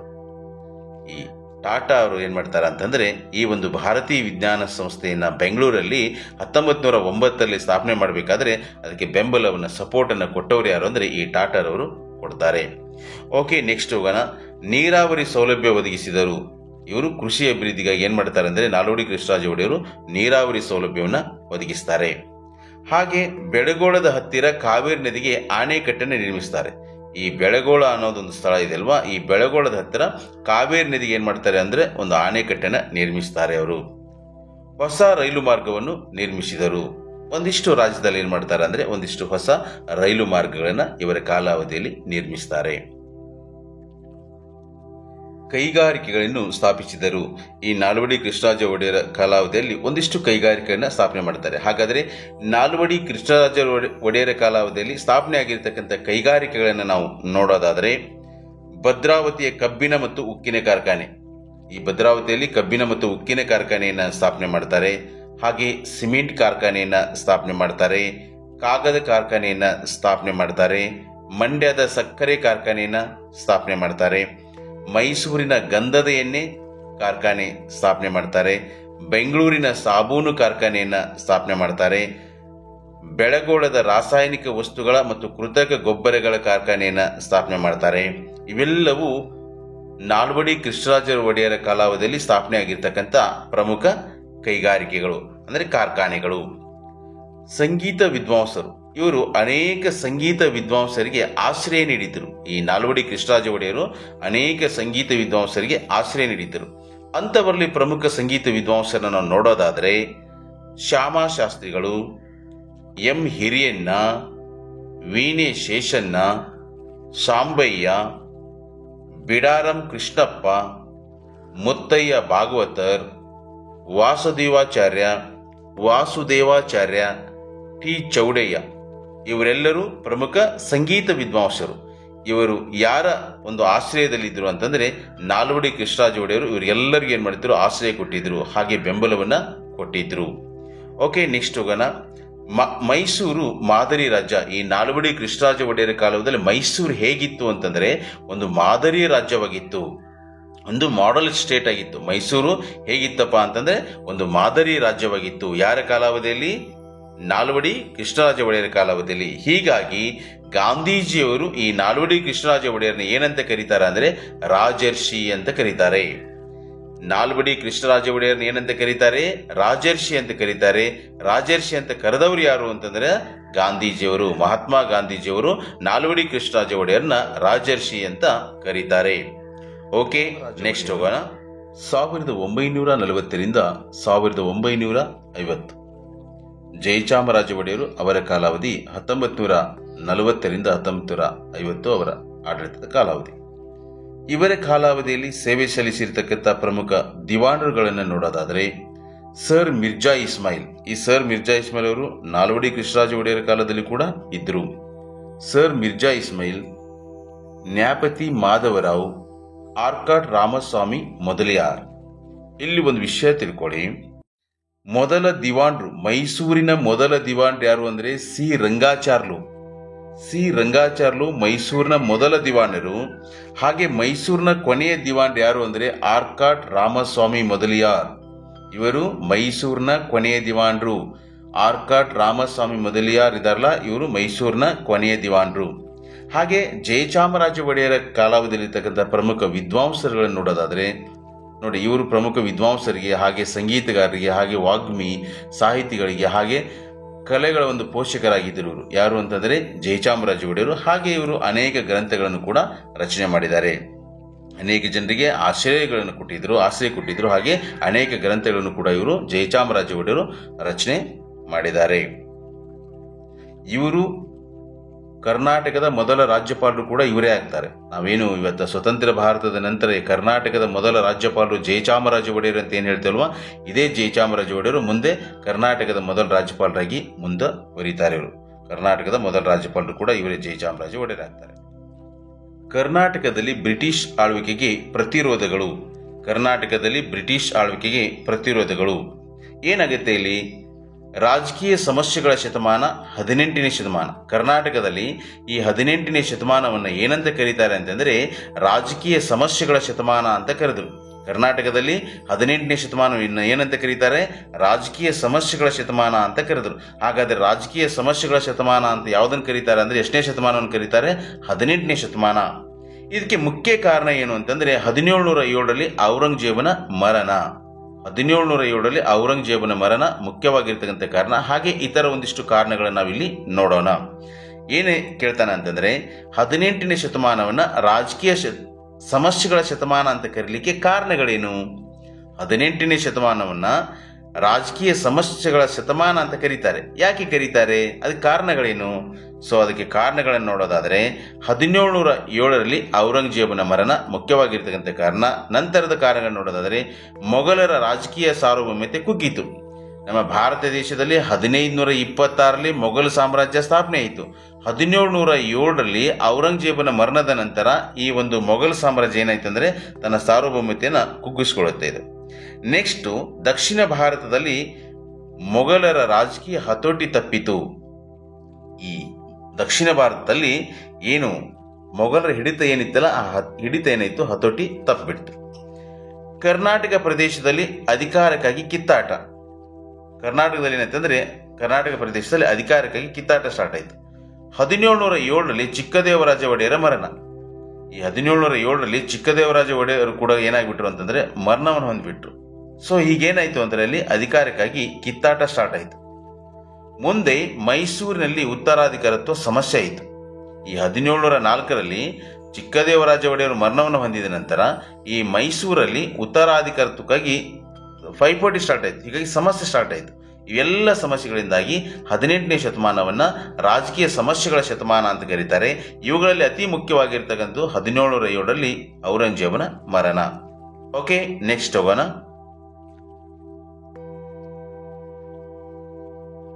ಹೈದರ್ ಅಲಿ ಮತ್ತು ಟಿಪ್ಪು ಸುಲ್ತಾನ್ ಇವ್ರ ಬಗ್ಗೆ ನೋಡೋಣ. 1704ರಲ್ಲಿ ಚಿಕ್ಕದೇವರಾಜ ಒಡೆಯರ ಮರಣ. ಚಿಕ್ಕದೇವರಾಜ ಒಡೆಯರು 1704ರಲ್ಲಿ ಮರಣವನ್ನು ಹೊಂತಾರೆ. ಇವರ ಮರಣದಿಂದಾಗಿ ಉತ್ತರಾಧಿಕಾರತ್ವ ಸಮಸ್ಯೆ ಆಯಿತು. ಎಲ್ಲಿ ಅಂತಂದ್ರೆ ಈ ಮೈಸೂರಲ್ಲಿ ಚಿಕ್ಕದೇವರಾಜ ಒಡೆಯರ ಮರಣದ ನಂತರ ಉತ್ತರಾಧಿಕಾರತ್ವದ ಒಂದು ಸಮಸ್ಯೆ ಉಂಟಾಗುತ್ತೆ. ಆಡಳಿತ ಕುಸಿಯಿತು. ಮೈಸೂರಲ್ಲಿ ಏನಾಗುತ್ತೆ, ಆಡಳಿತ ಕುಸಿಯುತ್ತೆ. ಮೈಸೂರು ಮತ್ತು ಕರ್ನಾಟಕ ಪ್ರಾಂತ್ಯಗಳಲ್ಲಿ ಹೈದರ್ ಅಲಿ ಪ್ರಾಮುಖ್ಯತೆ ಗಳಿಸಿದನು. ಈ ಮೈಸೂರು ಪ್ರಾಂತದಲ್ಲಿ ಹಾಗೆ ಕರ್ನಾಟಕ ಪ್ರಾಂತದಲ್ಲಿ ಹೈದರ್ ಅಲಿ ಪ್ರಾಮುಖ್ಯತೆಯನ್ನು ಗಳಿಸ್ತಾನೆ. ಇವನು ಶಸ್ತ್ರಗಳ ಉಪಯೋಗ ಮತ್ತು ಪ್ರಯೋಗಗಳಲ್ಲಿ ಖ್ಯಾತಿ ಗಳಿಸಿದನು. ಶಸ್ತ್ರಾಸ್ತ್ರಗಳ ಒಂದು ಉಪಯೋಗ ಹಾಗೆ ಪ್ರಯೋಗಗಳಲ್ಲಿ ಖ್ಯಾತಿಯನ್ನು ಗಳಿಸ್ತಾರೆ. ಇವನು ಅಂದ್ರೆ ಯಾರು? ಹೈದರ್ ಅಲಿ. ಚುರುಕಿನ ಸೈನಿಕ ಕಾರ್ಯಾಚರಣೆ. ಹೈದರ್ ಅಲಿ ಏನಿತ್ತು ಅಂದ್ರೆ ಚುರುಕಿನ ಸೈನಿಕ ಒಂದು ಕಾರ್ಯಾಚರಣೆ ಇತ್ತು. ಹಾಗೆ ದಳವಾಯಿಗಳ ಬಲ ಕುಂದಿಸಿದನು. ಇಲ್ಲಿ ದಳವಾಯಿ ಅಂತ ಒಂದು ಹುದ್ದೆ ಸೃಷ್ಟಿ ಮಾಡಿರ್ತಾರೆ. ಪ್ರಮುಖವಾಗಿರ್ತಕ್ಕಂಥ ದಳವಾಯಿಗಳು ದೇವರಾಜಯ್ಯ ಮತ್ತು ನಂಜರಾಜಯ್ಯ ಬರ್ತಾರೆ. ಆ ದಳವಾಯಿಗಳನ್ನು ಏನ್ ಮಾಡ್ತಾನೆ, ಅವರ ಬಲವನ್ನ ಕುಂದಿಸ್ತಾನೆ. 2ನೇ ಕೃಷ್ಣರಾಜ ಒಡೆಯರನ್ನು ಗೃಹ ಬಂಧನದಲ್ಲಿರಿಸಿದನು. ಹೈದರ್ ಅಲಿ ಈ 2ನೇ ಕೃಷ್ಣರಾಜ ಒಡೆಯರ ಕಾಲಾವಧಿಯಲ್ಲಿ ದಳವಾಯಿ ಅನ್ನೋ ಹುದ್ದೆಯನ್ನು ಸೃಷ್ಟಿಯಾಗಿತ್ತಲ್ಲ, ಸೊ ಆ ದಳವಾಯಿಗಳನ್ನ ಅವರ ಬಲವನ್ನು ಕುಂದಿಸಿ ಈ 2ನೇ ಕೃಷ್ಣರಾಜ ಒಡೆಯರನ್ನ ಗೃಹ ಬಂಧನದಲ್ಲಿ ಇರಿಸ್ತಾನೆ. ಯಾರು? ಹೈದರ್ ಅಲಿ. ಗೃಹ ಬಂಧನದಲ್ಲಿ ಇರಿಸಿಬಿಟ್ಟು ಅಧಿಕಾರವನ್ನು ತನ್ನ ಕೈಗೆತ್ತಿಕೊಂಡನು. ಹೈದರ್ ಅಲಿ ಈ ಮೈಸೂರಿನ ಎಲ್ಲ ಅಧಿಕಾರವನ್ನ ತಾನು ತೆಗೆದುಕೊಂಡು ಬಿಡ್ತಾನೆ. ಸರಿ, ಓಕೆ, ನೆಕ್ಸ್ಟ್ ಹೋಗೋಣ. 1ನೇ ಆಂಗ್ಲೋ ಮೈಸೂರು ಯುದ್ಧ 1767ರಿಂದ 1769. 1ನೇ ಆಂಗ್ಲೋ ಮೈಸೂರು ಯುದ್ಧ 1767ರಿಂದ 1769 ಒಂದು ಕಾಲಾವಧಿಯಲ್ಲಿ ಆಗುತ್ತೆ. ಹೈದರ್ ಅಲಿ ಗಳಿಸುತ್ತಿದ್ದ ರಾಜಕೀಯ ಪ್ರಾಬಲ್ಯ ಬ್ರಿಟಿಷರು, ನಿಜಾಮರು ಮತ್ತು ಮರಾಠರಲ್ಲಿ ಅಸಹನೆ ಮೂಡಿತು. ಈ ಹೈದರ್ ಅಲಿ ಗಳಿಸ್ತಕ್ಕಂಥ ಈ ರಾಜಕೀಯ ಪ್ರಾಬಲ್ಯ ಇದೆಯಲ್ಲ, ಈ ರಾಜಕೀಯ ಪ್ರಾಬಲ್ಯ ಯಾರಿಗಿಷ್ಟ ಆಗಲಿಲ್ಲ ಅಂತಂದ್ರೆ ಬ್ರಿಟಿಷರು, ನಿಜಾಮರು ಮತ್ತು ಮರಾಠರಲ್ಲಿ ಅಸಹನೆಯನ್ನು ಮೂಡಿಸುತ್ತೆ. ನೆಕ್ಸ್ಟ್, ಬ್ರಿಟಿಷರು ಮರಾಠರು ಮತ್ತು ನಿಜಾಮರೊಂದಿಗೆ ಒಂದು ಒಪ್ಪಂದವನ್ನು ಮಾಡಿಕೊಂಡರು. ಬ್ರಿಟಿಷರು ಏನ್ ಮಾಡ್ತಾರೆ, ಮರಾಠರು ಮತ್ತು ನಿಜಾಮರೊಂದಿಗೆ ಒಂದು ಒಪ್ಪಂದವನ್ನು ಮಾಡಿಕೊಳ್ತಾರೆ. ಹೈದರ್ ಅಲಿ ಚಾಣಾಕ್ಷತನದಿಂದ ಈ ಒಪ್ಪಂದ ಮುರಿದನು. ಏನಿ ಬ್ರಿಟಿಷರು, ಮರಾಠರು, ನಿಜಾಮರು ಈ 3 ಜನ ಸೇರ್ಬಿಟ್ಟು ಏನು ಒಂದು ಒಪ್ಪಂದವನ್ನು ಮಾಡ್ಕೊಂಡಿದ್ದಲ್ಲ, ಆ ಒಪ್ಪಂದವನ್ನ ಹೈದರ್ ಅಲಿ ಏನ್ ಮಾಡ್ಬಿಡ್ತಾನ, ತನ್ನ ಬುದ್ಧಿವಂತಿಕೆಯಿಂದ ಅಂದ್ರೆ ಚಾಣಾಕ್ಷತನದಿಂದ ಆ ಒಂದು ಒಪ್ಪಂದವನ್ನ ಮುರಿತಾನೆ. ನೆಕ್ಸ್ಟ್, ಹೈದರ್ ಅಲಿ ನಿಜಾಮನೊಂದಿಗೆ ಸೇರಿ ಆರ್ಕಾಟ್ ಮೇಲೆ ದಾಳಿ ಮಾಡಿದನು. ಅಂದ್ರೆ ಈ ನಿಜಾಮ ಫಸ್ಟ್ ಏನ್ ಬ್ರಿಟಿಷರು ಸೇರಿದ್ನಲ್ಲ, ಅವನು ಹೈದರ್ ಅಲಿ ಗುಂಪನ್ನು ಬಂದು ಸೇರ್ತಾನೆ. ಆಗೇನಾಗುತ್ತೆ ಅಂದ್ರೆ ಈ ಹೈದರ್ ಅಲಿ ಮತ್ತು ನಿಜಾಮ ಸೇರ್ಬಿಟ್ಟು ಈ ಆರ್ಕಾಟ್ ಮೇಲೆ ದಾಳಿ ಮಾಡ್ತಾರೆ. ಹೈದರ್ ಅಲಿ ಮದ್ರಾಸಿಗೆ ಮುತ್ತಿಗೆ ಹಾಕಿದನು. ಹೈದರ್ ಅಲಿ ಮದ್ರಾಸಿಗೆ ಮುತ್ತಿಗೆಯನ್ನು ಹಾಕ್ತಾನೆ. ಆಗ ಬ್ರಿಟಿಷ್ ಏನ್ ಮಾಡ್ತಾರೆ, ಹೈದರ್ ಅಲಿಯೊಂದಿಗೆ ಮದ್ರಾಸ್ ಒಪ್ಪಂದ ಮಾಡಿಕೊಡ್ತಾರೆ. ಈ ಮದ್ರಾಸ್ ಒಪ್ಪಂದದ ಪ್ರಕಾರ 1ನೇ ಆಂಗ್ಲೋ ಮೈಸೂರು ಯುದ್ಧ ಮುಕ್ತಾಯವಾಗುತ್ತೆ. ಯಾವಾಗ ಹೈದರ್ ಅಲಿ ಮದ್ರಾಸಿನ ಮೇಲೆ ದಾಳಿ ಮಾಡಿದ್ನು, ಮುತ್ತಿಗೆ ಹಾಕಿದ್ನು, ಅವಾಗ ಏನ್ ಮಾಡ್ತಾರೆ ಬ್ರಿಟಿಷರು, ಈ ಹೈದರ್ ಅಲಿಯೊಂದಿಗೆ ಮದ್ರಾಸ್ ಒಪ್ಪಂದ ಮಾಡ್ಕೊಳ್ತಾರೆ. ಮದ್ರಾಸ್ ಒಪ್ಪಂದದ ಪ್ರಕಾರ ಏನ್ ಮಾಡ್ತಾರೆ ಅಂತಂದ್ರೆ, ಗೆದ್ದ ಪ್ರದೇಶಗಳನ್ನ ಹಿಂದಿರುಗಿಸುವುದು, ಬಂಧಿಸಲ್ಪಟ್ಟ ಕೈದಿಗಳನ್ನ ಹಿಂದಿರುಗಿಸಬೇಕು, ಪ್ಲಸ್ ಪರಸ್ಪರ ದಾಳಿ ಮಾಡುವಾಗಿಲ್ಲ. ಹಾಗೆ ಹೈದರ್ ಅಲಿಯ ಮೇಲೆ ಯಾರಾದರೂ ದಾಳಿ ಮಾಡಿದರೆ ಬ್ರಿಟಿಷರು ಹೈದರ್ ಅಲಿಯ ನೆರವಿಗೆ ಬರಬೇಕಂತ ತಿಳ್ಕೊಂಡು ಈ ಮದ್ರಾಸ್ ಒಪ್ಪಂದ ಆಗುತ್ತೆ. ಈ ಮದ್ರಾಸ್ ಒಪ್ಪಂದದ ಪ್ರಕಾರ 1ನೇ ಆಂಗ್ಲೋ ಮೈಸೂರು ಯುದ್ಧ ಮುಕ್ತಾಯವಾಗುತ್ತೆ. ಈ ಮದ್ರಾಸ್ ಒಪ್ಪಂದ ಯಾವಾಗಾಯಿತು ಅಂತಂದ್ರೆ 1769 ಆಗುತ್ತೆ. ಸರಿ, ಓಕೆ, ನೆಕ್ಸ್ಟ್ ಹೋಗೋಣ. 2ನೇ ಆಂಗ್ಲೋ ಮೈಸೂರು ಯುದ್ಧ 1780ರಿಂದ 1784. 2ನೇ ಆಂಗ್ಲೋ ಮೈಸೂರು ಯುದ್ಧ 1780ರಿಂದ 84 ಒಂದು ಕಾಲಾವಧಿಯಲ್ಲಿ ಆಗುತ್ತೆ. ಮರಾಠರು ಮಾಧವರಾಯನ ನೇತೃತ್ವದಲ್ಲಿ ದಾಳಿ ಮಾಡಿದರು. ನೋಡಿ, ಮರಾಠರಲ್ಲಿ ಈ ಮಾಧವರಾಯ ಇದಲ್ವಾ, ಈ ಮಾಧವರಾಯನ ನೇತೃತ್ವದಲ್ಲಿ ಹೈದರ್ ಅಲಿ ಮೇಲೆ ದಾಳಿ ಮಾಡ್ತಾರೆ. ಮರಾಠರು ಮಾಧವರಾಯನ ನೇತೃತ್ವದಲ್ಲಿ ದಾಳಿ ಮಾಡಿದರು. ಅಂದ್ರೆ ಯಾರ ಮೇಲೆ ದಾಳಿ ಮಾಡ್ತಾರ? ಹೈದರ್ ಅಲಿ ಮೇಲೆ ದಾಳಿ ಮಾಡ್ತಾರ. ಆಗ ಹೈದರ್ ಅಲಿ ಏನ್ ಮಾಡ್ತಾನೆ, ಬ್ರಿಟಿಷರ ಸಹಾಯವನ್ನ ಕೇಳ್ತಾನೆ, ಅಂದ್ರೆ ಅಪೇಕ್ಷೆ ಪಡ್ತಾನೆ. ಬ್ರಿಟಿಷ್ ಏನ್ ಮಾಡ್ತಾರೆ, ಇದನ್ನ ತಿರಸ್ಕರಿಸ್ತಾರೆ. ಯಾಕೆ ಅಂದ್ರೆ ಮದ್ರಾಸ್ ಒಪ್ಪಂದದ ಪ್ರಕಾರ ಹೈದರ್ ಅಲಿ ಮೇಲೆ ಯಾರೇ ದಾಳಿ ಮಾಡಿದ್ರು ಕೂಡ ಬ್ರಿಟಿಷರು ಹೈದರ್ ಅಲಿ ನೆರವಿಗೆ ಬರಬೇಕು ಅಂತಿತ್ತು. ಸೊ ಹೀಗಾಗಿ ಹೈದರ್ ಅಲಿ ಏನ್ ಮಾಡಿದ ಅಂತಂದ್ರೆ, ಮದ್ರಾಸ್ ಒಪ್ಪಂದದ ಪ್ರಕಾರ ಬ್ರಿಟಿಷರ ನೆರವಿಗೆ ಬರ್ತಾರೆ ಅಂತ ತಿಳ್ಕೊಂಡು ಬ್ರಿಟಿಷರ ಸಹಾಯವನ್ನು ಕೇಳಿದ. ಬಟ್ ಬ್ರಿಟಿಷ್ ಏನ್ ಮಾಡಿದ್ರು, ಹೈದರ್ ಅಲಿಯ ನೆರವಿಗೆ ಬರೋದಿಲ್ಲ, ಅಂದ್ರೆ ಇದನ್ನ ಅವರು ಬ್ರಿಟಿಷರು ತಿರಸ್ಕರಿಸಿದರು. ಫ್ರೆಂಚರ ಮಾಯೆ ಹೈದರನ ನಿಯಂತ್ರಣದಲ್ಲಿತ್ತು. ಈ ಮಾಹೆ ಅನ್ನೋ ಸ್ಥಳ ಯಾರ್ದು ಅಂದ್ರೆ ಇದು ಫ್ರೆಂಚರದು. ಬಟ್ ಆ ಫ್ರೆಂಚರು ಯಾರ ಕಡೆ ಕೊಟ್ಟಿದ್ರು, ಹೈದರ್ ಅಲಿ ನಿಯಂತ್ರಣಕ್ಕೆ ಈ ಮಾಹೆಯನ್ನ ಕೊಟ್ಟಿದ್ರು. ಇಂಥ ಒಂದು ಸಂದರ್ಭದಲ್ಲಿ ಬ್ರಿಟಿಷರು ಏನ್ ಮಾಡ್ತಾರ, ಈ ಮಾಹೆಯನ್ನ ವಶಪಡಿಸ್ಕೊಂಡ್ಬಿಟ್ರು. ಫ್ರೆಂಚರ ಮಾಹೆಯನ್ನ ಹೈದರ್ ಅಲಿ ನಿಯಂತ್ರಣದಲ್ಲಿತ್ತು. ಸೊ ಹೀಗಾಗಿ ಬ್ರಿಟಿಷರು ಈ ಮಾಹೆ ಅನ್ನೋ ಒಂದು ಸ್ಥಳವನ್ನ ವಶಪಡಿಸ್ಕೊಂಡ್ರು. ಸೊ ಆಗೇನಾಯ್ತು, ಯುದ್ಧ ಸ್ಟಾರ್ಟ್ ಆಯ್ತು ಇಬ್ಬರ ಮಧ್ಯದಲ್ಲಿ. ಹಂಗೆ ಸೊ 1781ರಲ್ಲಿ ಫೋರ್ಟೋನೋವೋ ಎಂಬಲ್ಲಿ ಹೈದರ್ ಅಲಿಯನ್ನ ಪರಾಭವಗೊಂಡ್ಬಿಡ್ತಾನೆ. ಹೈದರ್ ಅಲಿ ಸೋತ್ ಬಿಡ್ತಾನೆ. 1781ರಲ್ಲಿ ಈ ಪೋರ್ಟೋನೋವೋ ಎಂಬಲ್ಲಿ ಬ್ರಿಟಿಷ್ ಏನ್ ಮಾಡ್ಬಿಡ್ತಾರ, ಈ ಹೈದರನ್ನ ಸೋಲಿಸ್ಬಿಡ್ತಾರೆ. ಅಂದ್ರೆ ಈ ಹೈದರ್ ಅಲಿಯನ್ನ ಸೋಲಿಸ್ತಾರೆ. ಹೈದರ್ ಅಲಿ ಪರಾಭವಗೊಳ್ತಾನೆ, ಸೋಲ್ತಾನೆ ಬ್ರಿಟಿಷರ ಕೈಯಲ್ಲಿ. ಯಾವಾಗ ಅಂದ್ರೆ 1781ರಲ್ಲಿ ಪೋರ್ಟೋನೋವೋ ಎಂಬಲ್ಲಿ. 1782ರಲ್ಲಿ ಹೈದರ್ ಅಲಿ ಮರಣವನ್ನು ಹೊಂತಾನೆ. ಇಲ್ಲಿ ಹೈದರ್ ಅಲಿ ಮರಣವನ್ನು ಹೊಂದಲಿಕ್ಕೆ ಮುಖ್ಯ ಕಾರಣ ಏನು ಅಂತಂದ್ರೆ, ಅವನು ಯುದ್ಧದಲ್ಲಿ ಮಾಡೋದ್ರಿಂದ ಮರಣವನ್ನು ಹೊಂದೋದಿಲ್ಲ, ಅವನಿಗೆ ಅನಾರೋಗ್ಯ ಇರುತ್ತೆ. ಸೊ ಅನಾರೋಗ್ಯದಿಂದ ಅವನು ಮರಣವನ್ನು ಹೊಂತಾನೆ. ಮುಖ್ಯವಾಗಿ ಮಾರಣಾಂತಿಕ ಬೆನ್ನು ಹುಣ್ಣು ಇರುತ್ತೆ. ಮಾರಣಾಂತಿಕ ಬೆನ್ನು ಹುಣ್ಣಿಂದಾಗಿ ಹೈದರ್ ಅಲಿ 1782ರಲ್ಲಿ ಮರಣವನ್ನು ಹೊಂತಾನೆ. ಆಗ ಈ ಯುದ್ಧ ನೋಡಿ 1780ರಿಂದ 84ರವರೆಗೆ ಇರುತ್ತೆ. ಸೊ 82ರಲ್ಲಿ ಹೈದರ್ ಅಲಿ ಮರಣವನ್ನು ಹೊಂದಿದ. ಹಾಗಾದ್ರೆ ಈ ಯುದ್ಧವನ್ನು ಮುಂದುವರಿಸಬೇಕಾಗತ್ತೆ. ಸೊ ಈ ಒಂದು ಯುದ್ಧವನ್ನ ಮುಂದುವರಿಸಿದವರು ಯಾರು ಅಂದ್ರೆ ಹೈದರ್ ಅಲಿಯ ಮಗ ಟಿಪ್ಪು ಸುಲ್ತಾನ್ ಏನ್ ಮಾಡ್ತಾನೆ, ಈ ಯುದ್ಧವನ್ನ ಮುಂದುವರಿಸ್ತಾನೆ. ಟಿಪ್ಪು ಮಂಗಳೂರಿನಲ್ಲಿ ಬ್ರಿಟಿಷರನ್ನು ಸೋಲಿಸಿದನು. ಟಿಪ್ಪು ಸುಲ್ತಾನ ಮಂಗಳೂರಿನಲ್ಲಿ ಏನ್ ಮಾಡ್ತಾನೆ, ಬ್ರಿಟಿಷರನ್ನ ಸೋಲಿಸ್ತಾನೆ. ಆಗ ಬ್ರಿಟಿಷ್ ಏನ್ ಮಾಡ್ತಾರ ಅಂದ್ರೆ ಈ ಟಿಪ್ಪು ಸುಲ್ತಾನ್ನೊಂದಿಗೆ ಮಂಗಳೂರು ಒಪ್ಪಂದವನ್ನು ಮಾಡ್ಕೊಳ್ತಾರೆ. ಬ್ರಿಟಿಷ್ ಏನ್ ಮಾಡ್ತಾರೆ, ಟಿಪ್ಪು ಸುಲ್ತಾನ್ನೊಂದಿಗೆ ಮಂಗಳೂರು ಒಪ್ಪಂದವನ್ನು ಮಾಡ್ಕೊಂಡ್ಬಿಟ್ಟು ಈ ಯುದ್ಧವನ್ನ ಮುಕ್ತಾಯ ಮಾಡ್ತಾರೆ. 2ನೇ ಆಂಗ್ಲೋ ಮೈಸೂರು ಯುದ್ಧ 1780ರಿಂದ 84. ಮರಾಠರು ಮಾಧವರಾಯನ ನೇತೃತ್ವದಲ್ಲಿ ದಾಳಿ ಮಾಡಿದರು. ಹೈದರ್ನು ಬ್ರಿಟಿಷರ ಸಹಾಯವನ್ನು ಅಪೇಕ್ಷಿಸಿದನು. ಬ್ರಿಟಿಷರು ಇದನ್ನು ತಿರಸ್ಕರಿಸಿದರು. ಫ್ರೆಂಚರ ಮಾಯೆ ಹೈದರ್ನ ನಿಯಂತ್ರಣದಲ್ಲಿತ್ತು. ಬ್ರಿಟಿಷರು ಮಾಯೆಯನ್ನು ವಶಪಡಿಸಿಕೊಂಡರು.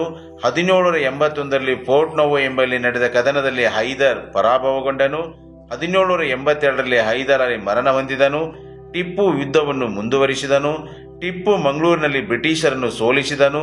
ಮಂಗಳೂರು ಒಪ್ಪಂದದೊಂದಿಗೆ ಈ ಯುದ್ಧ ಮುಕ್ತಾಯವಾಯಿತು. ಇದು 2ನೇ ಆಂಗ್ಲೋ ಮೈಸೂರು ಯುದ್ಧ. 3ನೇ ಆಂಗ್ಲೋ ಮೈಸೂರು ಯುದ್ಧ 1790ರಿಂದ 92. ಈ ಯುದ್ಧಕ್ಕೆ ನೇರ ಕಾರಣ ತಿರುವಾಂಕೂರಿನ ರಾಜಕಾರಣಕ್ಕೆ ಸಂಬಂಧಿಸಿತ್ತು. ಈ ತಿರುವಾಂಕೂರಿನ ರಾಜಕಾರಣ ಏನಿದೆಯಲ್ಲ, ಇದೇ ಈ ಯುದ್ಧಕ್ಕೆ ನೇರವಾದ ಕಾರಣ. ಬ್ರಿಟಿಷರು ಮರಾಠರು ಮತ್ತು ನಿಜಾಮರೊಂದಿಗೆ ಸೇರಿ ಟಿಪ್ಪುವನ್ನು ಸೋಲಿಸಿದರು. ಈ ಯುದ್ಧದಲ್ಲಿ ಏನ್ ಮಾಡ್ತಾರೆ ಅಂದ್ರೆ ಬ್ರಿಟಿಷ್ ಏನ್ ಮಾಡ್ತಾರ, ಮರಾಠರು ಮತ್ತು ನಿಜಾಮರೊಂದಿಗೆ ಸೇರಿ ಟಿಪ್ಪು ಸುಲ್ತಾನ್ನ ಸೋಲಿಸಿಬಿಡ್ತಾರೆ. ಅನೇಕ ಪ್ರದೇಶಗಳನ್ನು ವಶಪಡಿಸಿಕೊಳ್ತಾರೆ. ಈ ಬ್ರಿಟಿಷ್ ಏನ್ ಮಾಡ್ತಾರ, ಅನೇಕ ಸ್ಥಳಗಳನ್ನು ವಶಪಡಿಸಿಕೊಳ್ತಾರೆ. ಬ್ರಿಟಿಷರಲ್ಲಿ ಬರ್ತಕ್ಕಂಥ ಈ ಜನರಲ್ ಮೆಡೋಸ್ ಅನ್ನು ಏನ್ ಮಾಡ್ತಾನೆ ಅಂದ್ರೆ ಕಾರವಾರ, ಕೊಯಮತ್ತೂರು, ದಿಂಡಿಗಲ್ಲುಗಳನ್ನ ವಶಪಡಿಸಿಕೊಳ್ತಾನೆ. ಟಿಪ್ಪು ಸುಲ್ತಾನ್ ಏನ್ ಮಾಡ್ತಾನ, ಸತ್ಯಮಂಗಲವನ್ನ ವಶಪಡಿಸಿಕೊಳ್ತಾನೆ. ಅದೇ ಸಮಯಕ್ಕೆ ಲಾರ್ಡ್ ಕಾರ್ನ್ವಾಲಿಸ್ ಏನ್ ಮಾಡ್ತಾನೆ, ಬ್ರಿಟಿಷ್ ಸೈನ್ಯದ ನಾಯಕತ್ವವನ್ನು ವಹಿಸಿಕೊಡ್ತಾನೆ. ಕಾರ್ನ್ವಾಲಿಸನು ಕೋಲಾರ ಮತ್ತು ಹೊಸಕೋಟೆಗಳನ್ನು ವಶಪಡಿಸಿಕೊಳ್ತಾನೆ. ಕಾರ್ನ್ವಾಲಿಸನು ಬೆಂಗಳೂರನ್ನು ವಶಪಡಿಸಿಕೊಳ್ತಾನೆ. ಆ ನಂತರ ಇದೇ ಸಂದರ್ಭದಲ್ಲಿ ಮರಾಠರು ಇರ್ತಾರಲ್ವಾ, ಸೊ ಮರಾಠರು ಕೂಡ ಈ ಯುದ್ಧದಲ್ಲಿ ಭಾಗಿಯಾಗಿರ್ತಾರೆ, ಬ್ರಿಟಿಷರ ಪರವಾಗಿರ್ತಾರೆ. ಅವರು ಸವನೂರು, ಗಜೇಂದ್ರಗಡ, ಲಕ್ಷ್ಮೇಶ್ವರ, ಹುಬ್ಬಳ್ಳಿಗಳನ್ನು ವಶಪಡಿಸಿಕೊಳ್ತಾರೆ. ಬ್ರಿಟಿಷರು ಕೊನೆಯದಾಗಿ ಶ್ರೀರಂಗಪಟ್ಟಣ ಕೋಟೆಯನ್ನು ವಶಪಡಿಸಿಕೊಂಡ ನಂತರ ಟಿಪ್ಪುವಿಗೆ ಬ್ರಿಟಿಷರೊಂದಿಗೆ ಒಪ್ಪಂದ ಮಾಡಿಕೊಳ್ಳುವುದು ಅನಿವಾರ್ಯವಾಯಿತು. ಯಾವಾಗ ಬ್ರಿಟಿಷರು ಈ ಶ್ರೀರಂಗಪಟ್ಟಣವನ್ನು ವಶಪಡಿಸ್ಕೊಳ್ತಾರೆ, ಬ್ರಿಟಿಷರು ಏನ್ ಮಾಡಿಬಿಟ್ರು, ಶ್ರೀರಂಗಪಟ್ಟಣವನ್ನು ವಶಪಡಿಸ್ಕೊಂಡ್ಬಿಟ್ರು. ಈ ಶ್ರೀರಂಗಪಟ್ಟಣ ಕೋಟೆಯನ್ನು ಈ ಶ್ರೀರಂಗಪಟ್ಟಣ ಕೋಟೆಯನ್ನು ಬ್ರಿಟಿಷರು ಯಾವಾಗ ವಶಪಡಿಸಿಕೊಂಡ್ರು ಆವಾಗ ಟಿಪ್ಪು ಸುಲ್ತಾನನಿಗೆ ಬ್ರಿಟಿಷರೊಂದಿಗೆ ಒಪ್ಪಂದ ಮಾಡಿಕೊಳ್ಳುವುದು ಅನಿವಾರ್ಯ ಆಯಿತು. ಆಗೇನ್ ಮಾಡಿದ್ರು, 1797ರಲ್ಲಿ ಈ ಯುದ್ಧವನ್ನ ಶ್ರೀರಂಗಪಟ್ಟಣ ಒಪ್ಪಂದದೊಂದಿಗೆ ಮುಕ್ತಾಯ ಮಾಡ್ತಾರೆ. ಆಗ ಟಿಪ್ಪು ಸುಲ್ತಾನ ಮತ್ತು ಬ್ರಿಟಿಷರು ಮತ್ತು ಟಿಪ್ಪು ಸುಲ್ತಾನ್ ಮಧ್ಯದಲ್ಲಿ ಈ ಶ್ರೀರಂಗಪಟ್ಟಣ ಒಪ್ಪಂದ ಆಗುತ್ತೆ. ಈ ಒಪ್ಪಂದದ ಪ್ರಕಾರ ಈ 3ನೇ ಆಂಗ್ಲೋ ಮೈಸೂರು ಯುದ್ಧ ಮುಕ್ತಾಯವಾಗುತ್ತೆ. ಹಾಗಾದ್ರೆ ಈ ಒಪ್ಪಂದದ ಒಂದಿಷ್ಟು ಷರತ್ತುಗಳದು, ಅವುಗಳನ್ನ ಮುಂದೆ ನೋಡೋಣ. ಶ್ರೀರಂಗಪಟ್ಟಣ ಒಪ್ಪಂದದ ಷರತ್ತುಗಳು. ಇದು 1797ರಲ್ಲಿ ಈ ಒಪ್ಪಂದ ಆಗತ್ತೆ. 3ನೇ ಆಂಗ್ಲೋ ಮೈಸೂರು ಯುದ್ಧ ಮುಕ್ತಾಯಕ್ಕೆ ಕಾರಣವಾದ ಒಪ್ಪಂದ ಇದು. ಟಿಪ್ಪು ತನ್ನ ಅರ್ಧ ರಾಜ್ಯ ಬಿಟ್ಟುಕೊಡುವುದು. ಟಿಪ್ಪು ಸುಲ್ತಾನ ತನ್ನ ಅರ್ಧ ರಾಜ್ಯವನ್ನು ಅವರಿಗೆ ಬಿಟ್ಟುಕೊಡಬೇಕು ಬ್ರಿಟಿಷರಿಗೆ. ಆ ನಂತರ ಯುದ್ಧ ನಷ್ಟವಾಗಿ 3 ಕೋಟಿ ರೂಪಾಯಿಗಳನ್ನ ಕೊಡಬೇಕು. ಟಿಪ್ಪು ಸುಲ್ತಾನ ಬ್ರಿಟಿಷರಿಗೆ ಯುದ್ಧ ನಷ್ಟವಾಗಿ 3 ಕೋಟಿ ರೂಪಾಯಿಗಳನ್ನ ಕೊಡಬೇಕು. 3 ಕೋಟಿ ರೂಪಾಯಿಗಳನ್ನ ಕೊಡುವವರೆಗೆ ಗ್ಯಾರಂಟಿಯಾಗಿ ಟಿಪ್ಪು ಸುಲ್ತಾನ ತನ್ನ 2 ಮಕ್ಕಳನ್ನ ಬ್ರಿಟಿಷರ ಬಳಿ ಒತ್ತೆಯಾಳಾಗಿ ಇಡಬೇಕು. ಆ ನಂತರ ಸೆರೆ ಹಿಡಿದ ಸೈನಿಕರನ್ನ ಬಿಡುವುದು. ಇವು ಶ್ರೀರಂಗಪಟ್ಟಣ ಒಪ್ಪಂದದ ಷರತ್ತುಗಳು. ಟಿಪ್ಪು ತನ್ನ ಅರ್ಧ ರಾಜ್ಯ ಬಿಟ್ಟು ಕೊಡುವುದು, ಯುದ್ಧ ನಷ್ಟವಾಗಿ 3 ಕೋಟಿ ರೂಪಾಯಿಗಳನ್ನು ಕೊಡುವುದು, ಗ್ಯಾರಂಟಿಯಾಗಿ ತನ್ನ 2 ಮಕ್ಕಳನ್ನು ಒತ್ತೆ ಇಡುವುದು, ಸೆರೆ ಹಿಡಿದ ಸೈನಿಕರನ್ನು ಬಿಡುವುದು. ಇವೆಲ್ಲವೂ ಶ್ರೀರಂಗಪಟ್ಟಣ ಒಪ್ಪಂದದ ಷರತ್ತುಗಳು. 4ನೇ ಆಂಗ್ಲೋ ಮೈಸೂರು ಯುದ್ಧ 1799. 4ನೇ ಆಂಗ್ಲೋ ಮೈಸೂರು ಯುದ್ಧ 1799ರಲ್ಲಿ ಆಗುತ್ತೆ. 1798ರಲ್ಲಿ ಲಾರ್ಡ್ ವೆಲ್ಲೆಸ್ಲಿ ಭಾರತದ ಗವರ್ನರ್ ಜನರಲ್ ಆಗಿ ನೇಮಕಗೊಂಡನು. 1798ರಲ್ಲಿ ಲಾರ್ಡ್ ವೆಲ್ಲೆಸ್ಲಿ ಭಾರತದ ಗವರ್ನರ್ ಜನರಲ್ ಆಗಿ ಅಧಿಕಾರ ಸ್ವೀಕಾರ ಮಾಡಿ ಭಾರತಕ್ಕೆ ಬರ್ತಾನೆ. ಟಿಪ್ಪು ಬ್ರಿಟಿಷರ ವಿರುದ್ಧ ಫ್ರೆಂಚರ ಸಹಕಾರ ಪಡೆಯಲು ಪ್ರಯತ್ನ. ಯಾಕೆಂದ್ರೆ 3ನೇ ಆಂಗ್ಲೋ ಮೈಸೂರು ಯುದ್ಧದಲ್ಲಿ ಟಿಪ್ಪು ಸುಲ್ತಾನ ಸೋತಿದ್ದಾನೆ. ಸೊ ಆ ಸೇಡನ್ನ ತೀರಿಸಿಕೊಳ್ಬೇಕಂತ ತಿಳ್ಕೊಂಡು ಬ್ರಿಟಿಷರ ವೈರಿಗಳಾಗಿರ್ತಕ್ಕಂಥ ಫ್ರೆಂಚರ ಸಹಕಾರವನ್ನ ಪಡೀಲಿಕ್ಕೆ ಪ್ರಯತ್ನ ಪಡ್ತಾನೆ. ಇದು ತಮ್ಮ ಆಧಿಪತ್ಯಕ್ಕೆ ಮುಳುವಾಗಬಹುದು ಎಂಬ ಭಾವನೆ ಬ್ರಿಟಿಷರಲ್ಲಿ ಮೂಡಿತು. ಏನಿ ಟಿಪ್ಪು ಸುಲ್ತಾನ ಫ್ರೆಂಚರ ಸಹಾಯವನ್ನು ಪಡೆಯೋದನ್ನ ಯಾರು ನೋಡ್ತಾ ಇದ್ರು ಅಂದ್ರೆ ಈ ಬ್ರಿಟಿಷರು ನೋಡ್ತಾ ಇದ್ರು. ಮುಂದೆ ಇದು ಈ ರೀತಿಯಾಗಿ ಅವರು ಸಹಾಯವನ್ನು ಪಡೆಯೋದು ಮುಂದೆ ತಮ್ಮ ಆಧಿಪತ್ಯಕ್ಕೆ ಮುಳುವಾಗಬಹುದು ಅಂತ ತಿಳ್ಕೊಂಡು ಬ್ರಿಟಿಷರು ಅನ್ಕೊಂಡ್ರು. ಸಹಾಯಕ ಸೈನ್ಯ ಪದ್ಧತಿ ಮತ್ತು ಹೊಸ ಷರತ್ತುಗಳ ಒಪ್ಪಂದವನ್ನು ಟಿಪ್ಪುವಿನ ಮೇಲೆ ಹೇರಲಾಯಿತು. ಬ್ರಿಟಿಷ್ ಏನ್ ಮಾಡ್ತಾರೆ ಅಂದ್ರೆ ಸಹಾಯಕ ಸೈನ್ಯ ಪದ್ಧತಿಯನ್ನ ಟಿಪ್ಪು ಸುಲ್ತಾನ್ ನೀನು ಸ್ವೀಕರಿಸಬೇಕು, ಹಾಗೆ ನಾವೊಂದಿಷ್ಟು ಹೊಸ ಷರತ್ತುಗಳನ್ನ ಹಾಕ್ತು, ಕಂಡೀಷನ್ಸ್ ಅನ್ನ ಹಾಕ್ತು ಟಿಪ್ಪು ಸುಲ್ತಾನ್ ಒಪ್ಕೊಳ್ಬೇಕಂತ ತಿಳ್ಕೊಂಡು ಟಿಪ್ಪು ಸುಲ್ತಾನ್ ಮೇಲೆ ಹಾಕ್ತಾರೆ. ಆದ್ರೆ ಏನಾಗುತ್ತೆ ಅಂದ್ರೆ ಟಿಪ್ಪು ಇದನ್ನು ನಿರಾಕರಿಸಿದನು. ಟಿಪ್ಪು ಸುಲ್ತಾನ ಸಹಾಯಕ ಸೈನ್ಯ ಪದ್ಧತಿನೂ ಕೂಡ ನಾನು ಸ್ವೀಕಾರ ಮಾಡೋದಿಲ್ಲ ಅಂತ ತಿಳ್ಕೊಂಡು ನಿರಾಕರಿಸ್ತಾನೆ. ಹಾಗೆ ಬ್ರಿಟಿಷರು ಕೆಲವೊಂದಿಷ್ಟು ಹೊಸ ಕಂಡೀಷನ್, ಹೊಸ ಷರತ್ತುಗಳನ್ನು ಏನು ಹಾಕಿದ್ರು ಅವುಗಳನ್ನು ನಾನು ಸ್ವೀಕರಿಸುವುದಿಲ್ಲ ಅಂತ ತಿಳ್ಕೊಂಡು ನಿರಾಕರಿಸ್ತಾನೆ. ಯಾರು? ಟಿಪ್ಪು ಸುಲ್ತಾನ. 1799 ಯುದ್ಧ ಆರಂಭವಾಯಿತು. 1799 ಯುದ್ಧ ಆರಂಭವಾಯಿತು. ಈ ಯುದ್ಧದಲ್ಲಿ ಏನಾಗುತ್ತೆ ಅಂದರೆ 1799 ಟಿಪ್ಪು ಹತನಾದ, ಅಂದರೆ ಟಿಪ್ಪು ಸುಲ್ತಾನ ಮರಣವನ್ನು ಹೊಂತಾನೆ. ಈ ಯುದ್ಧದಲ್ಲಿ ಬ್ರಿಟಿಷರು ಟಿಪ್ಪುವಿನ ಪ್ರದೇಶಗಳನ್ನು ಮರಾಠರು ನಿಜಾಮರೊಂದಿಗೆ ಹಂಚಿಕೊಂಡರು. ಈ 4ನೇ ಆಂಗ್ಲೋ ಮೈಸೂರು ಯುದ್ಧದಲ್ಲಿ 1799 ಟಿಪ್ಪು ಸುಲ್ತಾನ ಮರಣವನ್ನು ಹೊಂದಿದ ತಕ್ಷಣ ಅವನು ಎಲ್ಲ ಏನು ಪ್ರದೇಶ ಇತ್ತಲ್ವ, ಸೊ ಆ ಪ್ರದೇಶವನ್ನು ಬ್ರಿಟಿಷರು ಹಂಚಿಕೊಳ್ತಾರೆ. ಯಾರ ಜೊತೆಗೆ ಅಂದರೆ ಮರಾಠರಿಗೆ ಸ್ವಲ್ಪ ಭಾಗ ಕೊಡ್ತಾರೆ, ನಿಜಾಮರಿಗೆ ಸ್ವಲ್ಪ ಭಾಗ ಕೊಡ್ತಾರೆ, ತಾವು ಸ್ವಲ್ಪ ಭಾಗ, ಈ ಬ್ರಿಟಿಷರು ಸ್ವಲ್ಪ ಭಾಗ ತಗೊಂಡು 3 ಭಾಗ ರೂಪದಲ್ಲಿ ಇವರು ಹಂಚಿಕೊಳ್ತಾರೆ, ಬ್ರಿಟಿಷರು, ಮರಾಠರು, ನಿಜಾಮರು. ಇದು 4ನೇ ಆಂಗ್ಲೋ ಮೈಸೂರು ಯುದ್ಧ. ಈ ಯುದ್ಧವು ಕೂಡ ಶ್ರೀರಂಗಪಟ್ಟಣ ಒಪ್ಪಂದದೊಂದಿಗೆ ಮುಕ್ತಾಯವಾಗಿಬಿಟ್ಟು ಇಲ್ಲಿ ಟಿಪ್ಪು ಸುಲ್ತಾನ ಮರಣವನ್ನು ಹೊಂದಿದ ನಂತರ ಮೈಸೂರಿನ ಆಡಳಿತವನ್ನು ಯಾರಿಗೆ ಕೊಡ್ತಾರೆ ಅಂದರೆ ಮೈಸೂರಿನ ಒಡೆಯರಿಗೆ ಕೊಡ್ತಾರೆ. ದೋಂಡಿಯವಾಗ್ ಬ್ರಿಟಿಷರ ವಿರುದ್ಧ ಹೋರಾಡಿದ ಕ್ರಮವನ್ನು ನೋಡೋಣ. ಇವನು ಚನ್ನಗಿರಿಯ ಮರಾಠ ಕುಟುಂಬದಲ್ಲಿ ಜನಿಸಿದನು. ದೋಂಡಿಯವಾಗ್ ಎಲ್ಲಿ ಜನಿಸ್ತಾನೆ ಅಂದರೆ ಚನ್ನಗಿರಿಯ ಒಂದು ಮರಾಠ ಕುಟುಂಬದಲ್ಲಿ ಜನಿಸ್ತಾನೆ. ಶೌರ್ಯ ಮತ್ತು ಪರಾಕ್ರಮಗಳಿಂದ ಜನ ದೋಂಡಿಯವಾಗ್ನನ್ನ ವಾಗ್ ಅಂತ ಕರಿತಾ ಇದ್ರು. ಏನಂತ ಕರಿತಾ ಇದ್ರು? ವಾಗ್ ಅಂತ ಕರಿತಾ ಇದ್ರು. ಮರಾಠಿ ಭಾಷೆಯಲ್ಲಿ ವಾಗ್ ಅಂದ್ರೆ ಹುಲಿ ಎಂದರ್ಥ. ಮರಾಠಿ ಭಾಷೆಯಲ್ಲಿ ವಾಗ್ ಅಂದ್ರೆ ಹುಲಿ ಎಂದರ್ಥ. ಇವನು ಖಾಸಗಿ ಸೈನ್ಯವನ್ನು ಹೊಂದಿದ್ದನು. ಈ ದೋಂಡಿಯವಾಗ್ ಏನ್ ಮಾಡಿದ ಅಂದ್ರೆ ಒಂದು ಖಾಸಗಿ ಸೈನ್ಯವನ್ನ ಹೊಂದಿದ್ದ. ಶಿವಮೊಗ್ಗ ಮತ್ತು ಬೀದನೂರುಗಳನ್ನು ವಶಪಡಿಸಿಕೊಂಡನು. ದೋಂಡಿಯವಾಗ್ ಶಿವಮೊಗ್ಗ ಮತ್ತು ಬೀದನೂರುಗಳನ್ನು ವಶಪಡಿಸಿಕೊಳ್ತಾನೆ. ಲಾರ್ಡ್ ವೆಲ್ಲೆಸ್ಲಿ ಬಂಡಾಯವನ್ನು ಹತ್ತಿಕ್ಕಲು ಪ್ರಾರಂಭಿಸಿದನು. ಈ ದೋಂಡಿಯವಾಗ್ ಯಾವಾಗ ಶಿವಮೊಗ್ಗ ಬೀದನೂರುಗಳನ್ನು ವಶಪಡಿಸ್ಕೊಳ್ಳಿಕ್ಕೆ ಸ್ಟಾರ್ಟ್ ಮಾಡಿದಲ್ವಾ, ಸೊ ಆವಾಗ ಬ್ರಿಟಿಷರ ಗವರ್ನರ್ ಆಗಿರ್ತಕ್ಕಂಥ ಲಾರ್ಡ್ ವೆಲ್ಲೆಸ್ಲಿ ಏನ್ ಮಾಡ್ತಾನೆ, ಈ ದೋಂಡಿಯವಾಗನ ಒಂದು ಬಂಡಾಯವನ್ನು ಏನ್ ಮಾಡಬೇಕು, ಹತ್ತಿಕ್ಕಬೇಕು ಅಂತ ತಿಳ್ಕೊಂಡು ಸ್ಟಾರ್ಟ್ ಮಾಡ್ತಾನೆ. ಪಾಳೆಗಾರರು ಇವನಿಗೆ ಪ್ರೋತ್ಸಾಹಿಸಿದರು. ಪಾಳೆಗಾರರು ಈ ದೋಂಡಿಯವಾಗನ ಪ್ರೋತ್ಸಾಹಿಸ್ತಾರೆ. ಹರಿಹರ, ಚಿತ್ರದುರ್ಗ, ಶಿಕಾರಿಪುರ, ಸವಣೂರು, ರಾಣೆಬೆನ್ನೂರು, ಕಿತ್ತೂರು ಮತ್ತು ಲೋಂಡಾಗಳಲ್ಲಿ ಬ್ರಿಟಿಷರ ಸೈನ್ಯ ಆತನನ್ನು ಹಿಂಬಾಲಿಸಿತು.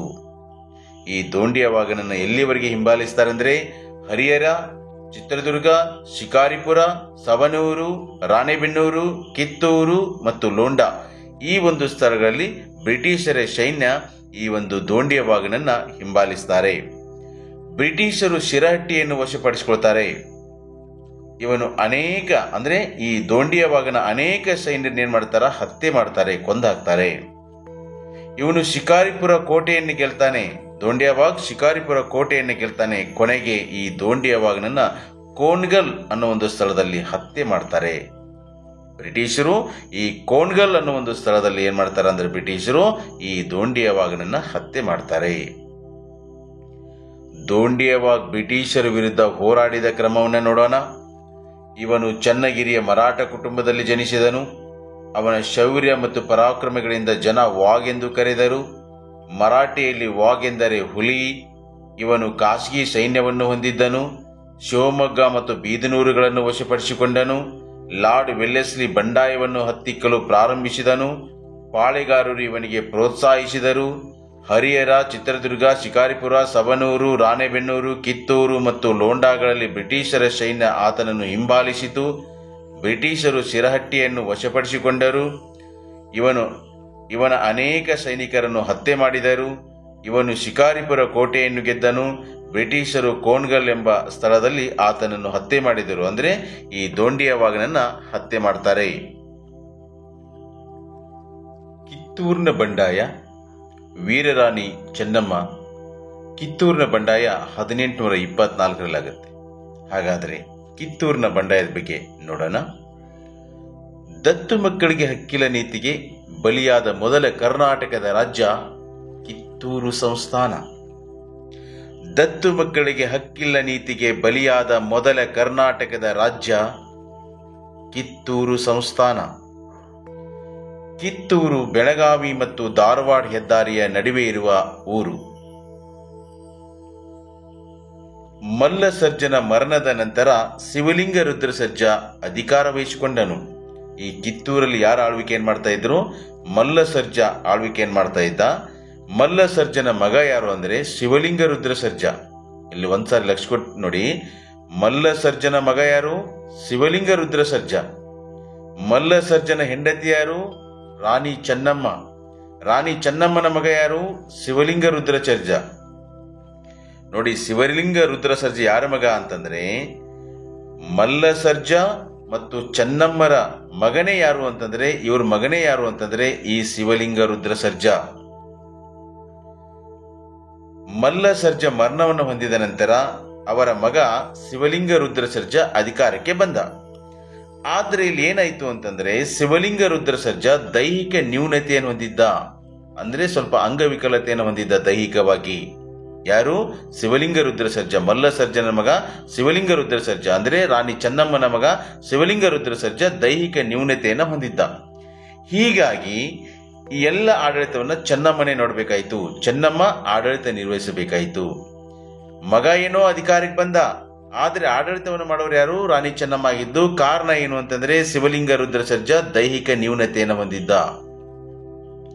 ನೆಕ್ಸ್ಟ್ ನೋಡಿ, ಚೆನ್ನಮ್ಮ ಶಿವಲಿಂಗ ರುದ್ರ ಸರ್ಜನ ಮರಣದ ನಂತರ ಶಿವಲಿಂಗಪ್ಪನನ್ನ ದತ್ತು ತೆಗೆದುಕೊಂಡ್ರು. ನೋಡಿ, ಮಲ್ಲ ಸರ್ಜನ ಮರಣದ ನಂತರ ಶಿವಲಿಂಗ ರುದ್ರ ಸರ್ಜ ಅಧಿಕಾರಕ್ಕೆ ಬಂದ. ಶಿವಲಿಂಗ ರುದ್ರ ಸರ್ಜ ದೈಹಿಕ ನ್ಯೂನತೆಯನ್ನು ಹೊಂದಿದ್ದ. ಹೀಗಾಗಿ ಆಡಳಿತವನ್ನು ಯಾರು ನೋಡ್ಕೊಳ್ತಾ ಇದ್ರು? ರಾಣಿ ಚೆನ್ನಮ್ಮ ನೋಡ್ಕೊಳ್ತಾ ಇದ್ಲು. ಮುಂದೆ ಕೆಲವೇ ದಿನಗಳಲ್ಲಿ ಅವನು ಶಿವಲಿಂಗ ರುದ್ರ ಸರ್ಜ ಮರಣವನ್ನು ಹೊಂತಾರೆ. ಶಿವಲಿಂಗ ರುದ್ರ ಸರ್ಜ ಮರಣವನ್ನು ಹೊಂದಿದ ನಂತರ ರಾಣಿ ಚೆನ್ನಮ್ಮ ಏನ್ ಮಾಡ್ತಾಳೆ? ಒಂದು ಮಗುವನ್ನ ದತ್ತು ಪಡಿತಾಳೆ. ಶಿವಲಿಂಗಪ್ಪ ಅನ್ನೋ ಮಗುವನ್ನ ದತ್ತು ಪಡಿತಾಳೆ. ಶಿವಲಿಂಗಪ್ಪ ಅನ್ನೋ ಮಗುವನ್ನ ದತ್ತು ಪಡಿತಾಳೆ. ಆಗೇನಾಗುತ್ತೆ ಅಂದ್ರೆ ಧಾರವಾಡದ ಕಲೆಕ್ಟರ್ ತ್ಯಾಕ್ರೆ ಏನ್ ಮಾಡ್ತಾನೆ? ದತ್ತು ಮಕ್ಕಳಿಗೆ ಹಕ್ಕಿಲ್ಲ ಅಂತ ಹೇಳ್ಬಿಟ್ಟು ಕಿತ್ತೂರನ್ನ ವಶಪಡಿಸಿಕೊಳ್ಳಲು ಯತ್ನಿಸ್ತಾ, ಅಂದ್ರೆ ಮುಂದೆ ಬರ್ತಾನೆ ಅವನು. ಇಲ್ಲ, ರಾಣಿ ಚೆನ್ನಮ್ಮಗೆ ಹೇಳ್ತಾನೆ ದತ್ತು ಮಕ್ಕಳಿಗೆ ಹಕ್ಕಿಲ್ಲ ಅನ್ನೋ ನೀತಿ ಅದ, ಹೀಗಾಗಿ ಈ ಕಿತ್ತೂರು ಸಂಸ್ಥಾನವನ್ನ ನಮಗೆ ಒಪ್ಪಿಸ್ಬೇಕು ಅಂತ ತಿಳ್ಕೊಂಡು ಅವನು ಹೇಳ್ತಾನೆ. ಯಾರು? ಈ ಧಾರವಾಡದ ಕಲೆಕ್ಟರ್ ತ್ಯಾಕ್ರೆ ಹೇಳ್ತಾನೆ. ಆಗೇನಾಗುತ್ತೆ ಅಂತಂದ್ರೆ ರಾಣಿ ಚೆನ್ನಮ್ಮ ಮತ್ತು ತ್ಯಾಕ್ರೆ ನಡುವೆ ಯುದ್ಧ ಆಗುತ್ತೆ. ಈ ಯುದ್ಧದಲ್ಲಿ ತ್ಯಾಕ್ರೆ ಏನಾಗ್ಬಿಡ್ತಾನೆ? ಗುಂಡೇಟಿಗೆ ಬಲಿಯಾಗ್ತಾನೆ, ಸತ್ತು ಹೋಗ್ಬಿಡ್ತಾನೆ ತ್ಯಾಕ್ರೆ. ಅಮಟೂರ್ ಬಾಳಪ್ಪ ಹಾರಿಸಿರುವ ಒಂದು ಗುಂಡಿಗೆ ಈ ತ್ಯಾಕ್ರೆ ಏನಾಗ್ತಾನೆ ಅಂದ್ರೆ ಧಾರವಾಡದ ಕಲೆಕ್ಟರ್ ತ್ಯಾಕ್ರೆ ಬಲಿಯಾಗ್ಬಿಟ್ಟ, ಮರಣವನ್ನು ಹೊಂದ್ಬಿಟ್ಟ. ಆಗ ಬ್ರಿಟಿಷರ್ ಮತ್ತೊಬ್ಬ ಅಧಿಕಾರಿ ಕರ್ನಲ್ ಡೀಕ್ ಅಂತ ಬರ್ತಾನೆ. ಈ ಕರ್ನಲ್ ಡೀಕ್ ಏನ್ ಮಾಡ್ತಾನ? ಕಿತ್ತೂರಿನ ಮೇಲೆ ದಾಳಿ ಮಾಡಿಬಿಟ್ಟು ಕಿತ್ತೂರನ್ನ ವಶಪಡಿಸ್ಕೊಂಡ್ಬಿಡ್ತಾನೆ ಇವನು, ಕರ್ನಲ್ ಡೀಕ್. ಆಗ ರಾಣಿ ಚೆನ್ನಮ್ಮನ ಏನ್ ಮಾಡ್ತಾರೆ? ಬಂಧಿಸ್ಬಿಟ್ಟು ಬೈಲಹೊಂಗಲ ಜೈಲಲ್ಲಿ ಇಡ್ತಾರೆ. ಕರ್ನಲ್ ಡೀಕ್ ಅನ್ನೋನು ಕಿತ್ತೂರನ್ನ ವಶಪಡಿಸ್ಕೊಂಡ್ಬಿಟ್ಟು ರಾಣಿ ಚೆನ್ನಮ್ಮನ ಬಂಧಿಸಿಬಿಟ್ಟು ಅವಳನ್ನ ಎಲ್ಲಿಡ್ತಾರೆ? ಬೈಲಹೊಂಗಲ ಜೈಲಲ್ಲಿ ಇಡ್ತಾರೆ. ಆ ನಂತರ ಈ ರಾಯಣ್ಣ ಅನ್ನೋನು ಏನ್ ಮಾಡ್ತಾನಂದ್ರೆ ರಾಣಿ ಚೆನ್ನಮ್ಮನ ಒಂದು ಕುಮ್ಮಕ್ಕಿನಿಂದ ಸೈನಿಕ ಕಾರ್ಯಾಚರಣೆ ಮಾಡ್ತಾ ಇದ್ದಾನೆ ಅಂತ ತಿಳ್ಕೊಂಡ್ಬಿಟ್ಟು ರಾಣಿ ಚೆನ್ನಮ್ಮನ ಏನ್ ಮಾಡ್ತಾರಂದ್ರೆ ಬೈಲಹೊಂಗಲ ಜೈಲಿನಿಂದ ಕುಸುಗಲ್ಲಿನ ಸೆರೆಮನೆಗೆ ಕಳಿಸ್ತಾರೆ, ಕುಸುಗಲ್ಲಿನ ಜೈಲಿಗೆ ಕಳಿಸ್ತಾರೆ. ಒಂದು ಪ್ರಶ್ನೆ ಬರುತ್ತೆ, ರಾಣಿ ಚೆನ್ನಮ್ಮಳನ್ನ ಬೈಲಹೊಂಗಲ ಜೈಲಿನಿಂದ ಕುಸುಗಲ್ಲಿನ ಜೈಲಿಗೆ ಬ್ರಿಟಿಷರು ಏಕೆ ಸ್ಥಳಾಂತರಿಸಿದರು? ಯಾಕೆ ಅಂತಂದ್ರೆ ರಾಯಣ್ಣನು ರಾಣಿ ಚೆನ್ನಮ್ಮನ ಕುಮ್ಮಕ್ಕಿನಿಂದ ಸೈನಿಕ ಕಾರ್ಯಾಚರಣೆ ಮಾಡ್ತಾನೆ ಅಂತ ತಿಳ್ಕೊಂಡ್ಬಿಟ್ಟು ಈ ರಾಣಿ ಚೆನ್ನಮ್ಮನ ಏನ್ ಮಾಡ್ತಾರ? ಬೈಲಹೊಂಗಲ ಜೈಲಿನಿಂದ ಕುಸುಗಲ್ಲಿನ ಜೈಲಿಗೆ ಕಳಿಸ್ತಾರೆ, ಕುಸುಗಲ್ಲಿನ ಸೆರೆಮನೆಗೆ ಕಳಿಸ್ತಾರೆ. ಇದು ಪರೀಕ್ಷೆ ದೃಷ್ಟಿಯಿಂದ ಇಂಪಾರ್ಟೆಂಟು. ಇಲ್ಲಿ ನಾಲ್ವಡಿ ಕೃಷ್ಣರಾಜ ಒಡೆಯರು ಇಂಪಾರ್ಟೆಂಟು, ದೋಂಡಿಯಾವಾಗ್ ಇಂಪಾರ್ಟೆಂಟು, ಕ್ರಾಂತಿವೀರ Sangolli Rayanna important. Next 4th place ಅಲ್ಲಿ ಈ ಕಿತ್ತೂರಿನ ಬಂಡಾಯ ಇದೆ ಅಲ್ವಾ, ಇದು ಇಂಪಾರ್ಟೆಂಟು. ಇಲ್ಲಿ 4 ಮಾರ್ಕ್ಸ್ಗೆ ಕ್ವಶನ್ಸ್ ಬರುತ್ತೆ. ಓಕೆ, ನೆಕ್ಸ್ಟ್ ಹೋಗೋಣ. ಸಂಗೊಳ್ಳಿ ರಾಯಣ್ಣ. ಸಂಗೊಳ್ಳಿ ರಾಯಣ್ಣ ಯಾರು ಅಂದ್ರೆ ಕಿತ್ತೂರು ರಾಣಿ ಚೆನ್ನಮ್ಮಳ ವೀರ ಯೋಧ. ಇವನೇನ್ ಮಾಡ್ತಾನಂದ್ರೆ ಕಿತ್ತೂರಿನ ಸ್ವತಂತ್ರಕ್ಕಾಗಿ ಹೋರಾಟವನ್ನ ಮಾಡ್ತಾನೆ. ಇವನು ಕಿತ್ತೂರಿನ ಸ್ವತಂತ್ರಕ್ಕಾಗಿ ಹೋರಾಡಿದನು, ಅಂದ್ರೆ ಕಿತ್ತೂರಿನ ಸ್ವತಂತ್ರಕ್ಕಾಗಿ ಈ ಸಂಗೊಳ್ಳಿ ರಾಯಣ್ಣ ಹೋರಾಟ ಮಾಡ್ತಾನೆ. ಬ್ರಿಟಿಷರ ವಿರುದ್ಧ ಹೋರಾಡಿದನು. ಸಂಗೊಳ್ಳಿ ರಾಯಣ್ಣ ಬ್ರಿಟಿಷರ ವಿರುದ್ಧ ಹೋರಾಟ ಮಾಡ್ತಾನೆ. ಸೈನ್ಯವನ್ನು ಸಂಘಟಿಸಿದನು. ಇವನೇನ್ ಮಾಡ್ತಾನೆ ಅಂದ್ರೆ ಸೈನ್ಯವನ್ನ ಸಂಘಟಿಸ್ತಾನೆ. ಹಾಗೆ ಗುಪ್ತ ಸಭೆಗಳನ್ನು ನಡೆಸಿದನು. ತನ್ನ ಸೈನಿಕರೊಂದಿಗೆ ಈ ಸಂಗೊಳ್ಳಿ ರಾಯಣ್ಣ ಗುಪ್ತ ಸಭೆಗಳನ್ನ ಮಾಡ್ತಾನೆ. ಬ್ರಿಟಿಷರ ಖಜಾನೆಯನ್ನು ಲೂಟಿ ಮಾಡಿದನು. ತನ್ನ ಸೈನ್ಯದೊಂದಿಗೆ ಸೇರ್ಬಿಟ್ಟು ಬ್ರಿಟಿಷರ ಖಜಾನೆಯನ್ನ ಲೂಟಿ ಮಾಡ್ತಾನೆ. ನಂದಗಡ, ಖಾನಾಪುರ, ಸಂಪಗಾವಿ ಆತನ ಕಾರ್ಯಾಚರಣೆ ಸ್ಥಳಗಳು. ಅವನು ಎಲ್ಲೆಲ್ಲಿ ಕಾರ್ಯಾಚರಣೆ ಮಾಡ್ತಾ ಇದ್ದಂದ್ರೆ ನಂದಗಡದಲ್ಲಿ ಕಾರ್ಯಾಚರಣೆಗಳನ್ನು ಮಾಡ್ತಾ ಇದ್ದ, ಹಾಗೆ ಖಾನಾಪುರದಲ್ಲಿ ತನ್ನ ಕಾರ್ಯಾಚರಣೆಗಳನ್ನು ಮಾಡ್ತಾ ಇದ್ದ, ಹಾಗೆ ಸಂಪಗಾವಿಯಲ್ಲಿ ತನ್ನ ಕಾರ್ಯಾಚರಣೆಗಳನ್ನ ಮಾಡ್ತಾ ಇದ್ದ. ಸೈನ್ಯದಲ್ಲಿ ರಾಷ್ಟ್ರೀಯ ಭಾವನೆಯನ್ನು ಮೂಡಿಸಿದನು. ಸಂಗೊಳ್ಳಿ ರಾಯಣ್ಣ ತಾನೇನೊಂದು ಸೈನ್ಯವನ್ನ ಮಾಡಿದ್ನಲ್ಲ, ಸಂಘಟಿಸಿದ್ನಲ್ಲ, ಆ ಸಂಘಟಿಸಿರ್ತಕ್ಕಂಥ ಸೈನ್ಯದಲ್ಲಿ ರಾಷ್ಟ್ರೀಯ ಭಾವನೆಯನ್ನ ಮೂಡಿಸಿದ. ಅವರಲ್ಲಿ ನಾವು ಬ್ರಿಟಿಷಿಂದ ಸ್ವತಂತ್ರ ಆಗಬೇಕು ಅನ್ನೋ ಒಂದು ರಾಷ್ಟ್ರೀಯ ಭಾವನೆಯನ್ನು ಮೂಡಿಸ್ತಾನೆ. ರಾಯನನ್ನು ಬಂಧಿಸಲು ಬ್ರಿಟಿಷರಿಗೆ ಸಹಾಯ ಮಾಡಿದವನು ಕೃಷ್ಣರಾಯ. ಬ್ರಿಟಿಷ್ ಏನ್ ಮಾಡ್ತಾರ ಅಂದ್ರೆ, ಇವನು ನಮ್ಮ ವಿರುದ್ಧ ಬಹಳಷ್ಟು ಹೋರಾಟ ಮಾಡ್ತಾ ಇದ್ದಾನೆ ಅಂತ ತಿಳ್ಕೊಂಡ್ಬಿಟ್ಟು ಬ್ರಿಟಿಷರು ಈ ರಾಯಣ್ಣನ, ಸಂಗೊಳ್ಳಿ ರಾಯಣ್ಣನ ನಾವು ಹೇಗಾದ್ರೂ ಬಂಧಿಸಬೇಕಂತಕೊಂಡು ಪ್ರಯತ್ನಿಸ್ತಾರೆ. ಆದರೆ ಬಂಧಿಸೋದು ಅಷ್ಟು ಸುಲಭ ಆಗೋದಿಲ್ಲ. ಆಗೇನ್ ಮಾಡ್ತಾರೆ ಅಂತಂದ್ರೆ ಮೋಸದಿಂದ ಬಂಧಿಸಲಿಕ್ಕೆ ಪ್ರಯತ್ನಿಸ್ತಾರೆ ಬ್ರಿಟಿಷರು. ಅದಕ್ಕೆ ಸಹಾಯ ಮಾಡಿದವರು ಯಾರು ಅಂದ್ರೆ ಕೃಷ್ಣರಾಯ. ಈ ಕೃಷ್ಣರಾಯ ಅನ್ನೋನು ಸಂಗೊಳ್ಳಿ ರಾಯಣ್ಣ ಬಂಧಿಸಲಿಕ್ಕೆ ಬ್ರಿಟಿಷರಿಗೆ ಸಹಾಯ ಮಾಡ್ತಾನೆ. ಈ ಕೃಷ್ಣರಾಯನ ಸಹಾಯದೊಂದಿಗೆ ಬ್ರಿಟಿಷ್ ಏನ್ ಮಾಡ್ತಾರೆ, ಈ ಸಂಗೊಳ್ಳಿ ರಾಯಣ್ಣನ ಬಂಧಿಸ್ತಾರೆ. ಬಂಧಿಸ್ಬಿಟ್ಟು ಈ ರಾಯಣ್ಣನನ್ನ ಬಂಧಿಸ್ಬಿಟ್ಟು ಇಂಗ್ಲಿಷ್ ಸೈನಿಕರು ಎಲ್ಲಿ ಕರ್ಕೊಂಡು ಹೋಗ್ತಾರೆ, ಧಾರವಾಡಕ್ಕೆ ತಗೊಂಡು ಹೋಗ್ತಾರೆ. ಈ ಸಂಗೊಳ್ಳಿ ರಾಯಣ್ಣನನ್ನ ಬಂಧಿಸ್ಬಿಟ್ಟು ಈ ಇಂಗ್ಲಿಷ್ ಸೈನ್ಯ ಎಲ್ಲಿಗೆ ತಗೊಂಡು ಹೋಗ್ತಾರೆ ಅಂದ್ರೆ ಇವನನ್ನ ಧಾರವಾಡಕ್ಕೆ ತೆಗೆದುಕೊಂಡು ಹೋಗ್ತಾರೆ. ಆತನ ಸೈನಿಕರು ಶರಣಾಗತರಾದರು. ಅವನೇನು ಸಂಗೊಳ್ಳಿ ರಾಯನ ಒಂದು ಸೈನ್ಯವನ್ನು ಕಟ್ಟಿದ್ನಲ್ವಾ, ಸಂಘಟಿಸಿದ್ನಲ್ಲ, ಅವನೆಲ್ಲ ಸೈನಿಕರು ಏನಾದರೂ ಬ್ರಿಟಿಷರಿಗೆ ಶರಣಾಗತರಾದರು. ಆಗ ಧಾರವಾಡದಲ್ಲಿ ಏನ್ ಮಾಡ್ತಾರ ಅಂತಂದ್ರೆ ಈ ಸಂಗೊಳ್ಳಿ ರಾಯನಿಗೆ ಒಂದು ಗಲ್ಲು ಶಿಕ್ಷೆಯನ್ನು ಕೊಡ್ತಾರೆ. ಆ ನಂತರ ಗಲ್ಲು ಶಿಕ್ಷೆ ಕೊಟ್ಟ ನಂತರ ಅವನನ್ನು ಎಲ್ಲಿ ಗಲ್ಲಿಗೇರಿಸ್ತಾರೆ ಅಂದ್ರೆ ನಂದಗಡದಲ್ಲಿ ಗಲ್ಲಿಗೇರಿಸ್ತಾರೆ. ಯಾವಾಗ 1831 ಜನವರಿ 26 ನಂದಗಡದಲ್ಲಿ ಸಂಗೊಳ್ಳಿ ರಾಯನನ್ನ ಗಲ್ಲಿಗೇರಿಸ್ತಾರೆ. ಈಗಲೂ ಕೂಡ ಸಂಗೊಳ್ಳಿ ರಾಯನ ಸಮಾಧಿ ಈ ನಂದಗಡದಲ್ಲೇನೆ ಇರೋದು. ಸಂಗೊಳ್ಳಿ ರಾಯನ ಒಂದು ವಿಶೇಷ ಏನು ಅಂತಂದ್ರೆ, ಸಂಗೊಳ್ಳಿ ರಾಯಣ್ಣ ಹುಟ್ಟಿರೋದು ಆಗಸ್ಟ್ 15 1798 ಜನಿಸ್ತಾನೆ ಸಂಗೊಳ್ಳಿ ರಾಯಣ್ಣ. ಅದು ಯಾವಾಗ ಅಂದ್ರೆ ಆಗಸ್ಟ್ 15. ಮರಣ ಹೊಂದಿರೋದು 1831 ಜನವರಿ 26. ಇಲ್ಲಿ ಆಗಸ್ಟ್ 15 ಮತ್ತು ಜನವರಿ 26 ಒಂದು ವಿಶೇಷ ಏನು ಅಂತಂದ್ರೆ, ಭಾರತ ದೇಶ ಸ್ವತಂತ್ರವಾಗಿರುವುದು ಆಗಸ್ಟ್ 15. ಭಾರತ ದೇಶವು ಗಣರಾಜ್ಯವಾಗಿರುವುದು ಜನವರಿ 26. ಈ ಎರಡೂ ದಿನಾಂಕಗಳು ಕೂಡ ಏನಿದಾವೆ ಅಂತಂದ್ರೆ ಭಾರತದ ರಾಷ್ಟ್ರೀಯ ಹಬ್ಬಗಳು ಅನ್ನೋದು ಒಂದು ಇಲ್ಲಿ ವಿಶೇಷ. ಈ ಪ್ರಶ್ನೆಯು ಕೂಡ 4 ಅಂಕಗಳಿಗೆ ಅತಿ ಪ್ರಮುಖವಾಗಿರ್ತಕ್ಕಂಥ ಪ್ರಶ್ನೆ. ಈ ಅಧ್ಯಾಯದಲ್ಲಿ 4 ಅಂಕದ ಪ್ರಶ್ನೆ ಬರುತ್ತೆ. ಮುಖ್ಯವಾಗಿ ಯಾವುದು ಅಂತಂದ್ರೆ, 1 ನಾಲ್ವಡಿ ಕೃಷ್ಣರಾಜ ಒಡೆಯರ್ ಬಗ್ಗೆ ಬರುತ್ತೆ, ಹಾಗೆ ದೋಂಡಿಯ ವಾಗ್ ಬಗ್ಗೆ ಬರುತ್ತೆ, ಹಾಗೆ ಸಂಗೊಳ್ಳಿ ರಾಯನ್ ಬಗ್ಗೆ ಬರುತ್ತೆ. ಈ 3 ಹೊರತುಪಡಿಸಿದರೆ ಕಿತ್ತೂರಿನ ದಂಗೆ ಬರುತ್ತೆ. ಸೊ ಅವುಗಳನ್ನ ಬಿಟ್ಟು ಬೇರೆ ಬೇರೆ ಕ್ವಶನ್ಗಳು ಕೂಡ ಬರ್ಬೋದು. ಇವು ಬಹಳಷ್ಟು ಪ್ರಮುಖವಾಗಿರ್ತಕ್ಕಂಥ ಪ್ರಶ್ನೆಗಳು. ಅಮರಸುಳ್ಯ ಬಂಡಾಯ. ಈ ಅಮರಸುಳ್ಯ ಬಂಡಾಯ ಅನ್ನೋದು ಮೂಲತಃ ಇದೊಂದು ರೈತ ಬಂಡಾಯ. ಈ ಅಮರಸುಳ್ಯ ಬಂಡಾಯ ಮೂಲತಃ ಯಾವ ಬಂಡಾಯ? ಇದು ರೈತ ಬಂಡಾಯ. ಅಮರಸುಳ್ಯ ಬಂಡಾಯ ಮೂಲತಃ ಇದೊಂದು ರೈತ ಬಂಡಾಯ. ಹಾಲೇರಿ ವಂಶದ ಚಿಕ್ಕವೀರ ರಾಜೇಂದ್ರನು ಕೊಡಗಿನಲ್ಲಿ ಆಳ್ವಿಕೆ ಮಾಡುತ್ತಿದ್ದನು. ಕೊಡಗಿನಲ್ಲಿ, ಮಡಿಕೇರಿ ಕೊಡಗು ಅಂತ ಹೇಳ್ತೇವಲ್ವಾ, ಈ ಕೊಡಗಿನಲ್ಲಿ ಯಾರು ಆಳ್ವಿಕೆಯನ್ನು ಮಾಡ್ತಾ ಇದ್ರು? ಚಿಕ್ಕವೀರ ರಾಜೇಂದ್ರ ಆಳ್ವಿಕೆಯನ್ನು ಮಾಡ್ತಾ ಇದ್ದ. ಯಾವ ವಂಶದ ಅರಸ ಇವನು? ಹಾಲೇರಿ. ಹಾಲೇರಿ ವಂಶದ ಚಿಕ್ಕವೀರ ರಾಜೇಂದ್ರ ಈ ಕೊಡಗಿನಲ್ಲಿ ಆಳ್ವಿಕೆಯನ್ನ ಮಾಡ್ತಾ ಇದ್ದ. 1834ರಲ್ಲಿ ಬ್ರಿಟಿಷರು ಇವನನ್ನು ಪದಚ್ಯುತಗೊಳಿಸಿ ಕಾಸಿಗೆ ಸಾಗಿಸಿದರು. ನೋಡಿ, 1834ರಲ್ಲಿ ಬ್ರಿಟಿಷರು ಈ ಚಿಕ್ಕವೀರ ರಾಜೇಂದ್ರನನ್ನ ಎಲ್ಲಿಗೆ ಪದಚ್ಯುತಗೊಳಿಸ್ತಾರೆ? ಅವನ ಆಳ್ವಿಕೆಯಿಂದ ಅವನನ್ನು ಪದಚ್ಯುತಗೊಳಿಸಿಬಿಟ್ಟು ಉತ್ತರ ಪ್ರದೇಶದ ಕಾಸಿಗೆ ಕಳಿಸ್ತಾರೆ. ಅವನನ್ನ ಕಾಸಿಗೆ ಕಳಿಸಿಬಿಡ್ತಾರೆ. 1834ರಲ್ಲಿ ಬ್ರಿಟಿಷರು ಚಿಕ್ಕವೀರ ರಾಜೇಂದ್ರನ ಅವನ ಆಡಳಿತವನ್ನು ಪದಚ್ಯುತಗೊಳಿಸಿ ಕಾಸಿಗೆ ಕಳಿಸ್ತಾರೆ, ಅಂದ್ರೆ ಸಾಗಿಸಿದರು. ಕೊಡಗಿನಲ್ಲಿ ರಾಜಕೀಯ ಅಸಮಾಧಾನವನ್ನು ಸೃಷ್ಟಿಸಿತು. ಆಗ ಏನಾಗ್ಬಿಡ್ತು ಅಂದ್ರೆ, ಚಿಕ್ಕವೀರ ರಾಜೇಂದ್ರನನ್ನ ಈ ಕಾಸಿಗೆ ಕಳಿಸಿದ ತಕ್ಷಣ ಈ ಅರಾಜಕತೆ ಅಂದ್ರೆ ರಾಜಕೀಯ ಒಂದು ಅಸಮಾಧಾನ ಸ್ಟಾರ್ಟ್ ಆಯ್ತು. ಎಲ್ಲಿ ಅಂತಂದ್ರೆ ಕೊಡಗಿನಲ್ಲಿ. ಸ್ವಾಮಿ ಅಪರಾಂಪರ, ಕಲ್ಯಾಣ ಸ್ವಾಮಿ ಮತ್ತು ಪುಟ್ಟಬಸಪ್ಪ ಇವರೇನ್ ಮಾಡ್ತಾರ ಅಂದ್ರೆ ಶಸ್ತ್ರಾಸ್ತ್ರ ಬಂಡಾಯವನ್ನ ಸಂಘಟಿಸಿದರು. ಯಾರ್ಯಾರು? 3 ಜನ ಸೇರ್ತಾರೆ. ಒಬ್ರು ಸ್ವಾಮಿ ಅಪರಾಂಪರ, ಕಲ್ಯಾಣ ಸ್ವಾಮಿ, ಪುಟ್ಟಬಸಪ್ಪ. ಈ 3 ಜನ ಸೇರ್ಬಿಟ್ಟು ಶಸ್ತ್ರಾಸ್ತ್ರ ಬಂಡಾಯವನ್ನ ಸಂಘಟಿಸ್ತಾರೆ. ಸ್ವಾಮಿ ಅಪರಾಂಪರ ಬಂಡಾಯದ ಮುಖಂಡನಾದನು. ಈ 3 ಜನರಿದಾರಲ್ವ, ಈ 3 ಜನರಲ್ಲಿ ಯಾರು ಮುಖಂಡ ಆಗ್ತಾರಂದ್ರೆ ಸ್ವಾಮಿ ಅಪರಾಂಪರ ಏನಾಗ್ತಾರಂದ್ರೆ ಬಂಡಾಯದ ಮುಖಂಡರಾದರು. ಮುಂದೆ 1835ರಲ್ಲಿ ಬ್ರಿಟಿಷರು ಸ್ವಾಮಿ ಅಪರಾಂಪರನ್ನು ಎಲ್ಲಿ ಕಳಿಸ್ತಾರೆ? ಬೆಂಗಳೂರಿಗೆ ರವಾನಿಸಿದರು.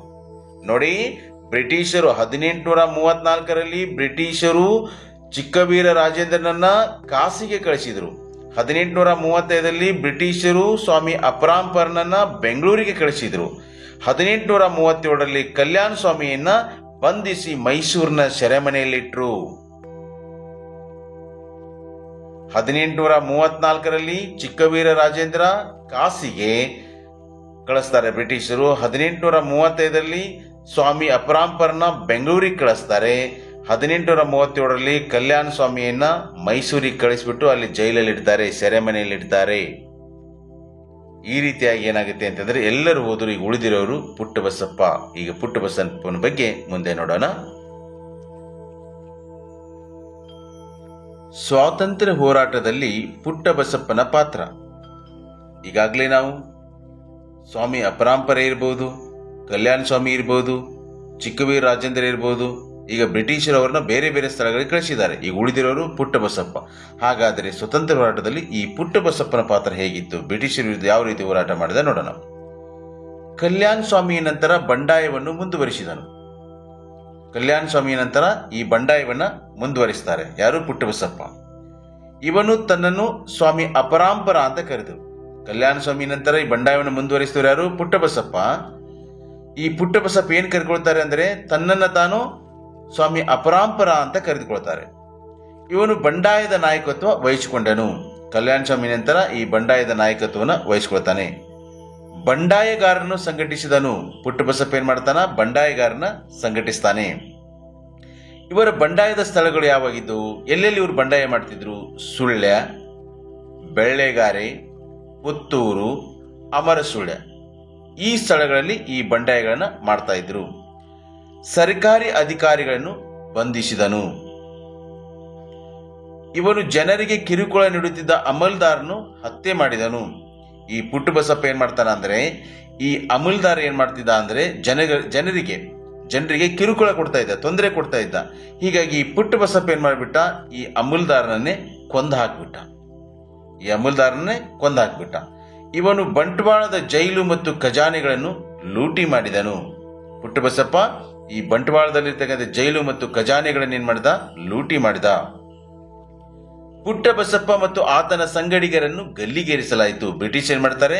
ಈ ಪುಟ್ಟಬಸಪ್ಪ ಮತ್ತು ಆತನ ಸಂಗಡಿಗರನ್ನ ಬಂಧಿಸಿಬಿಟ್ಟು ಗಲ್ಲಿಗೇರಿಸ್ತಾರೆ.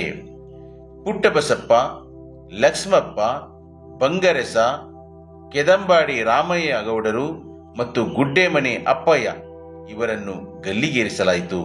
ಬ್ರಿಟಿಷರು ಏನ್ ಮಾಡ್ತಾರೆ ಅಂದ್ರೆ ಈ ಪುಟ್ಟಬಸಪ್ಪನ ಜೊತೆ ಇವರೆಲ್ಲರನ್ನೂ ಗಲ್ಲಿಗೇರಿಸ್ತಾರೆ. ಯಾರು ಅಂದ್ರೆ ಲಕ್ಷ್ಮಪ್ಪ, ಬಂಗರೆಸ, ಕೆದಂಬಾಡಿ ರಾಮಯ್ಯ ಗೌಡರು ಮತ್ತು ಗುಡ್ಡೆಮನೆ ಅಪ್ಪಯ್ಯ ಇವರನ್ನ ಪುಟ್ಟಬಸಪ್ಪನ ಜೊತೆ ಇವರೆಲ್ಲರನ್ನು ಗಲ್ಲಿಗೇರಿಸ್ತಾರೆ. ಇದೆಲ್ಲ ಏನು ಅಂತಂದ್ರೆ ಸ್ವತಂತ್ರ ಹೋರಾಟದಲ್ಲಿ ಪುಟ್ಟಬಸಪ್ಪ ಹೋರಾಡಿದ ಒಂದಿಷ್ಟು ಕ್ರಮವನ್ನು ಇಲ್ಲಿ ನೋಡಿದೆವು. ಸುರಪುರ ದಂಗೆ ಬಗ್ಗೆ ನೋಡೋಣ. ಸುರಪುರ ಈಗಿನ ಯಾದಗಿರಿ ಜಿಲ್ಲೆಯಲ್ಲಿದೆ. ಈ ಸುರಪುರ ಅನ್ನೋ ಒಂದು ಸ್ಥಳ ಯಾದಗಿರಿ ಜಿಲ್ಲೆಯಲ್ಲಿದೆ.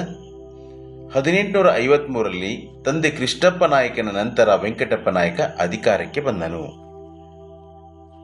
ಈ 1853ರಲ್ಲಿ ಕೃಷ್ಣಪ್ಪ ನಾಯಕ ಮರಣವನ್ನು ಹೊಂದಿದ ನಂತರ ವೆಂಕಟಪ್ಪ ನಾಯಕ ಅಧಿಕಾರಕ್ಕೆ ಬರ್ತಾನ. ವೆಂಕಟಪ್ಪ ನಾಯಕ ಯಾರು ಅಂದ್ರೆ ಕೃಷ್ಣಪ್ಪ ನಾಯಕನ ಮಗ. ವೆಂಕಟಪ್ಪ ನಾಯಕನ ಜನನ 1834ರಲ್ಲಿ ಆಗುತ್ತೆ. ವೆಂಕಟಪ್ಪ ನಾಯಕನ ಜನನ 1834. ಪೆದ್ದ ನಾಯಕ ಅಧಿಕಾರಕ್ಕಾಗಿ ತಗಾದೆ ಮಾಡಿದನು. ನೋಡಿ, ಪೆದ್ದ ನಾಯಕ ಯಾರು ಅಂದ್ರೆ ಕೃಷ್ಣಪ್ಪ ನಾಯಕನ ಸಹೋದರ. ಪೆದ್ದ ನಾಯಕ ಯಾರು? ಕೃಷ್ಣಪ್ಪ ನಾಯಕನ ಸಹೋದರ. ಯಾವಾಗ ಕೃಷ್ಣಪ್ಪ ನಾಯಕನ ಮರಣದ ನಂತರ ವೆಂಕಟಪ್ಪ ನಾಯಕನು ಅಧಿಕಾರಕ್ಕೆ ಬಂದನೋ ಆಗ ಕೃಷ್ಣಪ್ಪ ನಾಯಕನ ಸಹೋದರ ಪೆದ್ದ ನಾಯಕ ಏನ್ ಮಾಡ್ದ ಅಂತಂದ್ರೆ ಅಧಿಕಾರಕ್ಕಾಗಿ ತಗಾದೆ ತೆಗೆದ, ಅಂದ್ರೆ ತಕರಾರವನ್ನ ತೆಗೆದ. ನನಗೆ ಅಧಿಕಾರ ಬೇಕು ಅಂತ ತಿಳ್ಕೊಂಡ್ಬಿಟ್ಟು. ಯಾರ ಜೊತೆ? ವೆಂಕಟಪ್ಪ ನಾಯಕನ ಜೊತೆ. ಬ್ರಿಟಿಷರು ಮೆಡೋಸ್ ಟೇಲರ್ನನ್ನು ನೇಮಿಸಿದರು. ಯಾಕೆ ಅಂತಂದ್ರೆ ಈ ಸುರಪುರದಲ್ಲಿ ಪೆದ್ದನಾಯಕ ಮತ್ತು ವೆಂಕಟಪ್ಪ ನಾಯಕನ ಮಧ್ಯದಲ್ಲಿ ಅಧಿಕಾರಕ್ಕಾಗಿ ಇಲ್ಲೇನಾಗುತ್ತೆ, ಸ್ವಲ್ಪ ಗಲಾಟೆ ಆಗತ್ತೆ. ಹೀಗಾಗಿ ಬ್ರಿಟಿಷ್ ಏನ್ ಮಾಡ್ತಾರ ಅಂತಂದ್ರೆ ಅದನ್ನ ಸರಿಪಡಿಸುವ ಸಲುವಾಗಿ ಅವ್ರೇನ್ ಮಾಡ್ತಾರೆ, ಈ ಮೆಡೋಸ್ ಟೇಲರ್ನನ್ನ ಈ ಸುರಪುರದಲ್ಲಿ ನೇಮಿಸ್ತಾರೆ. ಈ ಮೆಡೋಸ್ ಟೇಲರ್ ಏನ್ ಮಾಡ್ತಾನ ನೋಡಿ, ಸುರಪುರ ಸಂಸ್ಥಾನವನ್ನು ಅಭಿವೃದ್ಧಿಪಡಿಸಿದನು. ಈ ಮೆಡೋಸ್ ಟೇಲರ್ ಏನ್ ಮಾಡ್ತಾನ ಅಂದ್ರೆ ಸುರಪುರ ಸಂಸ್ಥಾನವನ್ನ ಅಭಿವೃದ್ಧಿಪಡಿಸ್ತಾನೆ. ಪೆದ್ದ ನಾಯಕನನ್ನು ದಿವಾನ್ನಾಗಿ ನೇಮಿಸಿದನು. ಈ ಪೆದ್ದ ನಾಯಕ ಏನು ಅಧಿಕಾರಕ್ಕಾಗಿ ತಗಾದೆ ತೆಗೆದಲ್ವಾ, ಈ ಪೆದ್ದ ನಾಯಕನನ್ನ ದಿವಾನನ್ನಾಗಿ ನೇಮಿಸ್ತಾನೆ. ಪೆದ್ದ ನಾಯಕನನ್ನ ದಿವಾನ್ನಾಗಿ ನೇಮಿಸ್ತಾನೆ. ಭೂ ಸಮೀಕ್ಷೆ ಮಾಡಿಸಿದನು. ಈ ಮೆಡೋಸ್ ಟೇಲರ್ ಏನ್ ಮಾಡ್ತಾನಂದ್ರೆ ಭೂ ಸಮೀಕ್ಷೆ ಮಾಡಿಸಿದನು. ವೆಂಕಟಪ್ಪ ನಾಯಕನಿಗೆ ಶಿಕ್ಷಣ ಕೊಡಿಸಿದನು. ಈ ವೆಂಕಟಪ್ಪ ನಾಯಕ ಏನು 1853 ಅಧಿಕಾರಕ್ಕೆ ಬಂದಿದ್ನಲ್ವಾ, ಇವನು ಕೃಷ್ಣಪ್ಪ ನಾಯಕನ ಮಗ. ವೆಂಕಟಪ್ಪ ನಾಯಕ ಏನು ಅಧಿಕಾರಿಗೆ ಬಂದಲ್ಲ, ಆ ವೆಂಕಟಪ್ಪ ನಾಯಕನಿಗೆ ಏನ್ ಮಾಡ್ತಾನ ಅಂತಂದ್ರೆ ಶಿಕ್ಷಣವನ್ನ ಕೊಡಿಸ್ತಾನೆ. ಯಾರು? Meadows Taylor. 1853 ವೆಂಕಟಪ್ಪ ನಾಯಕ ಅಧಿಕಾರಕ್ಕೆ ಬಂದನು. ನೆಕ್ಸ್ಟ್ 1857 ನಾನಾ ಸಾಹೇಬನ ಸೈನಿಕರು ಸುರಪುರದಲ್ಲಿದ್ದಾರೆಂದು ಪುಕಾರು ಹರಡಿತು. ಪುಕಾರು ಅಂತಂದ್ರೆ ಒಂದು ವದಂತಿ ಹರಡಿತು. ನೋಡಿ, 1857 ಭಾರತ ದೇಶದಲ್ಲಿ ಪ್ರಥಮ ಸ್ವಾತಂತ್ರ್ಯ ಸಂಗ್ರಾಮ ನಡೆದಿತ್ತು. ನಾನಾ ಸಾಹೇಬ ಯಾರು ಅಂತಂದ್ರೆ ಕೊನೆಯ ಪೇಶ್ವೆ 2ನೇ ಬಾಜಿರಾಯನ ದತ್ತುಪುತ್ರ ಇವನು. 2ನೇ ಬಾಜಿರಾಯ 1818 3ನೇ ಆಂಗ್ಲೋ ಮರಾಠ ಯುದ್ಧದಲ್ಲಿ ಸೋತು ಬ್ರಿಟಿಷರೊಂದಿಗೆ ಒಪ್ಪಂದವನ್ನ ಮಾಡ್ಕೊಂಡ್ಬಿಟ್ಟು ಈ ಮಹಾರಾಷ್ಟ್ರದಿಂದ ಉತ್ತರ ಪ್ರದೇಶದ ಕಾನ್ಪುರದ ಹತ್ತಿರ ಬಿತ್ತೂರಿಗೆ ಹೋಗಿ ಕಳಿಸ್ತಾರೆ. ವಾರ್ಷಿಕವಾಗಿ 8 ಲಕ್ಷ ರೂಪಾಯಿ ಕೊಟ್ಬಿಟ್ಟು ಉತ್ತರ ಪ್ರದೇಶ ಬಿತ್ತೂರಿಗೆ ಹೋಗಿರ್ತಾನೆ. ಅಲ್ಲಿ ಅವನಿಗೆ ಮಕ್ಕಳಿರೋದಿಲ್ಲ. ಅವನ್ ಏನ್ ಮಾಡ್ತಾನೆ ಅಂದ್ರೆ ಈ ನಾನಾ ಸಾಹೇಬನನ್ನು ದತ್ತು ತೆಗೆದುಕೊಂಡಿರ್ತಾನೆ.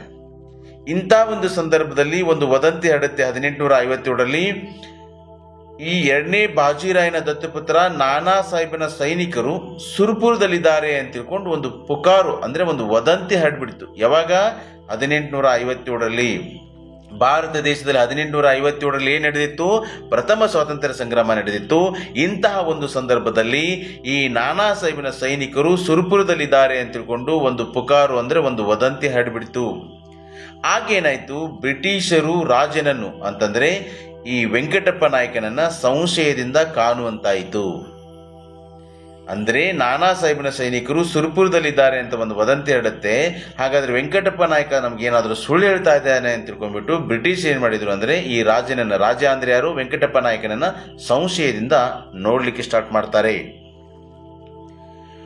ಬ್ರಿಟಿಷರು ಅಲ್ಲಿಯ ಆಡಳಿತದ ವರದಿ ನೀಡಲು ಕ್ಯಾಂಪೆಲ್ ನನ್ನು ನೇಮಿಸಿದರು. ನೋಡಿ, ಬ್ರಿಟಿಷ್ ಏನ್ ಮಾಡ್ತಾರೆ ಅಂದ್ರೆ ಈ ಕ್ಯಾಂಪೆಲ್ ಅನ್ನೋ ಒಬ್ಬ ಅಧಿಕಾರಿ ನೇಮಿಸ್ತಾರೆ ಅಲ್ಲಿಯ ಆಡಳಿತದ ವರದಿ ನೀಡಲಿಕ್ಕೆ. ಅಂದ್ರೆ ಅಲ್ಲಿ ಸುರಪುರದಲ್ಲಿ ಏನಾದರೂ ಈ ನಾನಾ ಸಾಹೇಬನ ಸೈನಿಕರಿದ್ದಾರೆ ಇದ್ದಾರಾ ಅಂತ ತಿಳ್ಕೊಂಡ್ಬಿಟ್ಟು, ಅಂದ್ರೆ ಅಲ್ಲಿ ಆಡಳಿತ ಹೇಗೆ ನಡೀತಿದೆ ಎಲ್ಲವನ್ನ ವಿಷಯಗಳನ್ನು ತಿಳಿಸುವ ಸಲುವಾಗಿ ಈ ಕ್ಯಾಂಪೆಲ್ ಅನ್ನ ಬ್ರಿಟಿಷರು ನೇಮಿಸ್ತಾರೆ. 1858 ಬ್ರಿಟಿಷ್ ಸೈನ್ಯ ಸುರಪುರ ತಲುಪಿತು. 1858 ಬ್ರಿಟಿಷ್ ಸೈನ್ಯ ಎಲ್ಲಿ ತಲುಪುತ್ತೆ? ಸುರಪುರವನ್ನು ತಲುಪಿತು. ಬ್ರಿಟಿಷರು ಸುರಪುರ ಕೋಟೆಯನ್ನು ವಶಪಡಿಸಿಕೊಂಡರು. 1858 ಬ್ರಿಟಿಷ್ ಸೈನ್ಯ ಸುರಪುರವನ್ನು ತಲುಪಿತು. ಸುರಪುರವನ್ನ ಬ್ರಿಟಿಷರು ವಶಪಡಿಸಿಕೊಳ್ತಾರೆ. ಹಾಗಾದ್ರೆ ಮುಂದೆ ಏನಾಯ್ತು? ಈ ವೆಂಕಟಪ್ಪ ನಾಯಕನ ಅಂತ್ಯಕ್ಕೆ ಸಂಬಂಧಿಸಿದಂತೆ ಅನೇಕ ಗೊಂದಲಗಳಿವೆ. ಅಂದ್ರೆ ವೆಂಕಟಪ್ಪ ನಾಯಕ ಮುಂದೆ ಏನಾದ ಅನ್ನೋದು ಏನಾಗಿದೆ ಅಂತಂದ್ರೆ ಹಲವಾರು ಒಂದಿಷ್ಟು ಕಥೆಗಳು ಬರ್ತಾವೆ. ಹೀಗಾಗಿ ಅಲ್ಲಿ ಗೊಂದಲಮಯ ಆಗಿರ್ತಕ್ಕಂಥ ಒಂದು ಅಂಶದ, ಹೀಗಾಗಿ ಗೊಂದಲಮಯ ಇದೆ. ಇದು ಸುರಪುರದ ದಂಗೆ. ಈ ಸುರಪುರದ ದಂಗೆ ಬಗ್ಗೆ ಇರ್ತಕ್ಕಂಥ ಒಂದಿಷ್ಟು ಅಂಶಗಳು. ಇಲ್ಲಿ ಪ್ರಮುಖವಾಗಿ ಬರ್ತಕ್ಕಂಥ ವ್ಯಕ್ತಿನೇ ಯಾರು ಅಂತಂದ್ರೆ ವೆಂಕಟಪ್ಪ ನಾಯಕ. ಕೊಪ್ಪಳದ ವೀರಪ್ಪ. ಕೊಪ್ಪಳದ ವೀರಪ್ಪನ ಬಗ್ಗೆ ನೋಡೋಣ. ಕೊಪ್ಪಳದಲ್ಲಿ ಬ್ರಿಟಿಷರ ದೌರ್ಜನ್ಯ ನಡೆಯಿತು.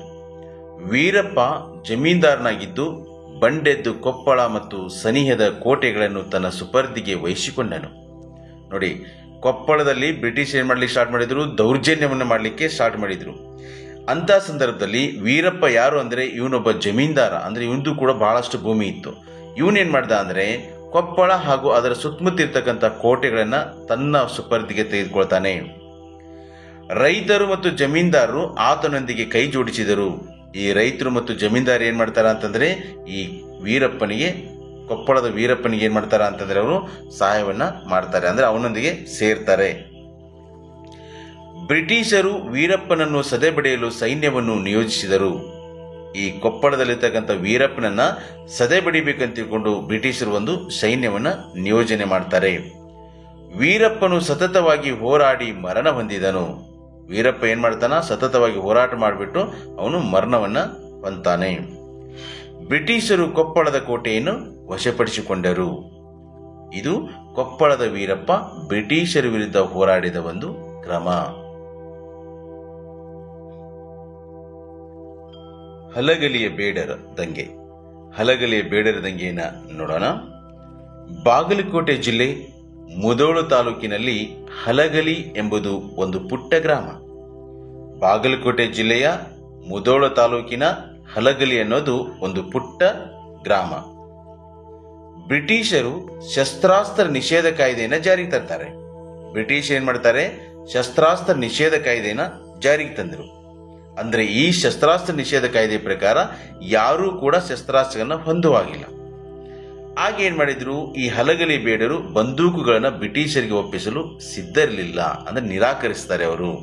ಯಾಕೆ ಅಂತಂದ್ರೆ ಈ ಹಲಗಲಿ ಬೇಡರು ಬಂದೂಕುಗಳನ್ನ ತಲತಲಾಂತರದಿಂದ ಅವರು ಅವುಗಳನ್ನು ಉಪಯೋಗ ಮಾಡ್ತಾ ಬಂದಿದ್ದಾರೆ. ಹೀಗಾಗಿ ಆ ಬಂದೂಕನ್ನು ಬ್ರಿಟಿಷರಿಗೆ ಕೊಡಲಿಕ್ಕೆ ಒಪ್ಪಲಿಲ್ಲ. ಇವರು ತಮ್ಮ ಪರಂಪರಾಗತ ಹಕ್ಕುಗಳನ್ನು ಉಳಿಸಿಕೊಳ್ಳಲು ಸಿಡಿದೆದ್ದರು. ಬ್ರಿಟಿಷ್ ಹೇಳಿದ್ರು, ಯಾರೂ ಕೂಡ ಶಸ್ತ್ರಾಸ್ತ್ರಗಳನ್ನು ಹೊಂದುವಾಗಿಲ್ಲ, ಆ ಎಲ್ಲ ಶಸ್ತ್ರಾಸ್ತ್ರಗಳನ್ನು ನಮ್ಗೆ ಒಪ್ಪಿಸಬೇಕು ಅಂತ ಹೇಳಿದಾಗ ಈ ಬೇಡರು, ಹಲಗಲಿಯ ಬೇಡರು ಏನ್ ಮಾಡ್ತಾರ, ಇಲ್ಲ ಅವೆಲ್ಲ ಪರಂಪರಾಗತ ಬಂದಿರತಕ್ಕಂಥ ಒಂದಿಷ್ಟು ಆಯುಧಗಳು, ಅವುಗಳನ್ನು ನಾವು ನಿಮ್ಗೆ ಒಪ್ಪಿಸೋದಿಲ್ಲ ಅಂತ ತಿಳ್ಕೊಂಡ್ಬಿಟ್ಟು ಅವರು ಸಿಡಿದೇಳ್ತಾರೆ. ಬ್ರಿಟಿಷರ ಜೊತೆನೆ ಯುದ್ಧ ಮಾಡ್ಲಿಕ್ಕೆ ನಿಲ್ತಾರೆ. ಮಂಟೂರು, ಮೋದಾನಿ, ಆಲಗುಂಡಿಯ ಬೇಡರು ಕೂಡ ಈ ಹಲಗಲಿಯ ಬೇಡರೊಂದಿಗೆ ಸೇರ್ತಾರೆ. ನೋಡಿ, ಈ ಹಲಗಲಿಯ ಬೇಡರೊಂದಿಗೆ ಬ್ರಿಟಿಷರ ಜೊತೆ ಹೋರಾಟ ಮಾಡಲಿಕ್ಕೆ ಯಾರ್ಯಾರು ಸೇರ್ತಾರಂದ್ರೆ, ಮಂಟೂರಿನ ಬೇಡರು ಸೇರ್ತಾರೆ, ಮೋದಾನಿಯ ಬೇಡರು ಸೇರ್ತಾರೆ, ಆಲಗುಂಡಿಯ ಬೇಡರು ಸೇರ್ತಾರೆ. ಇವರೆಲ್ಲರೂ ಸೇರ್ಬಿಟ್ಟು ಬ್ರಿಟಿಷರನ್ನ ಏನ್ ಮಾಡ್ತಾರೆ, ವಿರೋಧಿಸ್ತಾರೆ. ಬ್ರಿಟಿಷರನ್ನ ಯಾಕೆ ವಿರೋಧಿಸ್ತಾರೆ? ಅವರು ಶಸ್ತ್ರಾಸ್ತ್ರ ನಿಷೇಧ ಕಾಯ್ದೆಯನ್ನು ಜಾರಿಗೆ ತಂದಿದ್ದಾರೆ. ಆ ಶಸ್ತ್ರಾಸ್ತ್ರ ನಿಷೇಧ ಕಾಯ್ದೆ ಪ್ರಕಾರ ಇವರೆಲ್ಲರೂ ತಮ್ಮ ಬಂದೂಕುಗಳನ್ನ ಬ್ರಿಟಿಷರಿಗೆ ಕೊಡಬೇಕಾಗತ್ತೆ. ಆಗ ಇವರು ಬ್ರಿಟಿಷರಿಗೆ ಕೊಡೋದಿಲ್ಲ ಅಂತ ತಿಳ್ಕೊಂಡ್ಬಿಟ್ಟು, ಅದು ತಮ್ಮ ಪರಂಪರಾಗತವಾಗಿ ಬಂದಿರತಕ್ಕಂಥ ಹಕ್ಕು, ಅದನ್ನ ಉಳಿಸ್ಕೊಳ್ಬೇಕು ಅಂತ ತಿಳ್ಕೊಂಡು ಬ್ರಿಟಿಷರ ವಿರುದ್ಧ ಇವರು ಹಲಗಲಿಯ ಬೇಡರೆಲ್ಲ ಏನ್ ಮಾಡ್ತಾರ ಅಂತಂದ್ರೆ ಸಿಡಿದೇಳ್ತಾರೆ. ಅವ್ರ ಜೊತೆ ಮಂಟೂರು, ಮೋದಾನಿ, ಆಲಗುಂಡಿಯ ಬೇಡರು ಕೂಡ ಸೇರ್ತಾರೆ. ಇವರ ಬಂಡಾಯ ಹತ್ತಿಕ್ಕಲು ಬ್ರಿಟಿಷರು ಹಲಗಲಿ ತಲುಪಿದರು. ಏನ್ ಈ ಹಲಗಲಿಯ ಬೇಡರು ಶಸ್ತ್ರಾಸ್ತ್ರ ನಿಷೇಧ ಕಾಯ್ದೆ ವಿರುದ್ಧ ಏನ್ ಚಳುವಳಿ, ದಂಗೆ ಸ್ಟಾರ್ಟ್ ಮಾಡ್ತಾರಲ್ಲ, ಪ್ರತಿಭಟನೆ ಮಾಡ್ತಾರಲ್ವಾ, ಅದನ್ನು ಹತ್ತಿಕ್ಬೇಕು ಅಂತ ತಿಳ್ಕೊಂಡು ಬ್ರಿಟಿಷರು ಏನ್ ಮಾಡ್ತಾರೆ, ಬ್ರಿಟಿಷರ ಸೈನಿಕರು ಹಲಗಲಿಯನ್ನ ತಲುಪ್ತಾರೆ. ಬ್ರಿಟಿಷರು ಇವರನ್ನು ಹತ್ತಿಕ್ಕಿದರು. ಅಂದ್ರೆ ಈ ಹಲಗಲಿ ಬೇಡರಾಗಿರ್ಬೋದು, ಮಂಟೂರು, ಮೋದಾನಿ, ಆಲುಗುಂಡಿಯ ಬೇಡರು ಒಟ್ಟರು ಸೇರಿಬಿಟ್ಟು ಬ್ರಿಟಿಷ್ ವಿರುದ್ಧ ಏನೋ ಒಂದು ಪ್ರತಿಭಟನೆ, ಚಳುವಳಿಯನ್ನು ಮಾಡ್ತಾ ಇದ್ರು, ಹೋರಾಟವನ್ನು ಮಾಡ್ತಾ ಇದ್ರು. ಅದನ್ನ ಏನ್ ಮಾಡಿದ್ರು, ಬ್ರಿಟಿಷರು ಹತ್ತಿಕ್ಕಿದರು. ಹತ್ತಿಕ್ಬಿಟ್ಟು ಬ್ರಿಟಿಷರು ಈ ಎಲ್ಲ ಬಂಡಾಯಿಗರನ್ನ ಏನ್ ಮಾಡಿದ್ರು ಅಂದ್ರೆ ಗಲ್ಲಿಗೇರಿಸಿದರು. ಏನ್ ಬೇಡರೇನು ಹೋರಾಟ ಮಾಡ್ತಿದ್ರಲ್ಲ ಈ ಶಸ್ತ್ರಾಸ್ತ್ರ ನಿಷೇಧ ಕಾಯ್ದೆ ವಿರುದ್ಧ, ಈ ಬೇಡರನ್ನ ಏನ್ ಮಾಡ್ತಾರೆ ಅಂತಂದ್ರೆ ಎಲ್ಲರನ್ನ ಈ ಬ್ರಿಟಿಷರು ಬಂಡಾಯ ಮಾಡ್ತಕ್ಕಂಥ ಈ ಬಂಡಾಯಿಗಾರನ್ನ ಗಲ್ಲಿಗೇರಿಸಿದ್ರು. ಇದು ಹಲಗಲಿಯ ಬೇಡರ ದಂಗೆ ಅಂತ ತಿಳ್ಕೊಂಡ್ಬಿಟ್ಟು ಇತಿಹಾಸ ಪುಟದಲ್ಲಿ ತನ್ನದೇ ಆಗಿರ್ತಕ್ಕಂಥ ಒಂದು ವಿಶೇಷತೆಯನ್ನು ಪಡೆದಿದೆ ಹಲಗಲಿ ಬೇಡರ ದಂಗೆ. ಬಾಗಲಕೋಟೆ ಜಿಲ್ಲೆಯ ಮುಧೋಳ ತಾಲೂಕಿನಲ್ಲಿ ಹಲಗಲಿ ಎಂಬುದು ಒಂದು ಪುಟ್ಟ ಗ್ರಾಮ. ಬ್ರಿಟಿಷರು ಶಸ್ತ್ರಾಸ್ತ್ರ ನಿಷೇಧ ಕಾಯ್ದೆ ಜಾರಿಗೆ ತಂದರು. ಇವರು ಬಂದೂಕುಗಳನ್ನು ಬ್ರಿಟಿಷರಿಗೆ ಒಪ್ಪಿಸಲು ಸಿದ್ಧರಿರಲಿಲ್ಲ. ಇವರು ತಮ್ಮ ಪರಂಪರಾಗತ ಹಕ್ಕುಗಳನ್ನು ಉಳಿಸಿಕೊಳ್ಳಲು ಸಿಡಿದೆದ್ದರು. ಮಂಟೂರು, ಮೋದಾನಿ, ಆಲಗುಂಡಿಯ ಬೇಡರು ಇವರೊಂದಿಗೆ ಸೇರಿಕೊಂಡರು. ಇವರು ಬಂಡಾಯ ಹತ್ತಿಕ್ಕಲು ಬ್ರಿಟಿಷರು ಹಲಗಲಿ ತಲುಪಿದರು. ಅಂದರೆ ಇವರ ಬಂಡಾಯ ಹತ್ತಿಕ್ಕಲು ಬ್ರಿಟಿಷರು ಹಲಗಲಿ ತಲುಪಿದರು. ಬ್ರಿಟಿಷರು ಇವರನ್ನು ಹತ್ತಿಕ್ಕಿದರು. ಬ್ರಿಟಿಷರು ಬಂಡಾಯಗಾರರನ್ನು ಗಲ್ಲಿಗೇರಿಸಿದರು. ಇದು ಹಲಗಲಿಯ ಬೇಡರ ದಂಗೆ. ಇದು ಹಲಗಲಿಯ ಬೇಡರ ದಂಗೆ ಬಗ್ಗೆ ಇರ್ತಕ್ಕಂಥ ಪ್ರಮುಖ ಅಂಶಗಳು.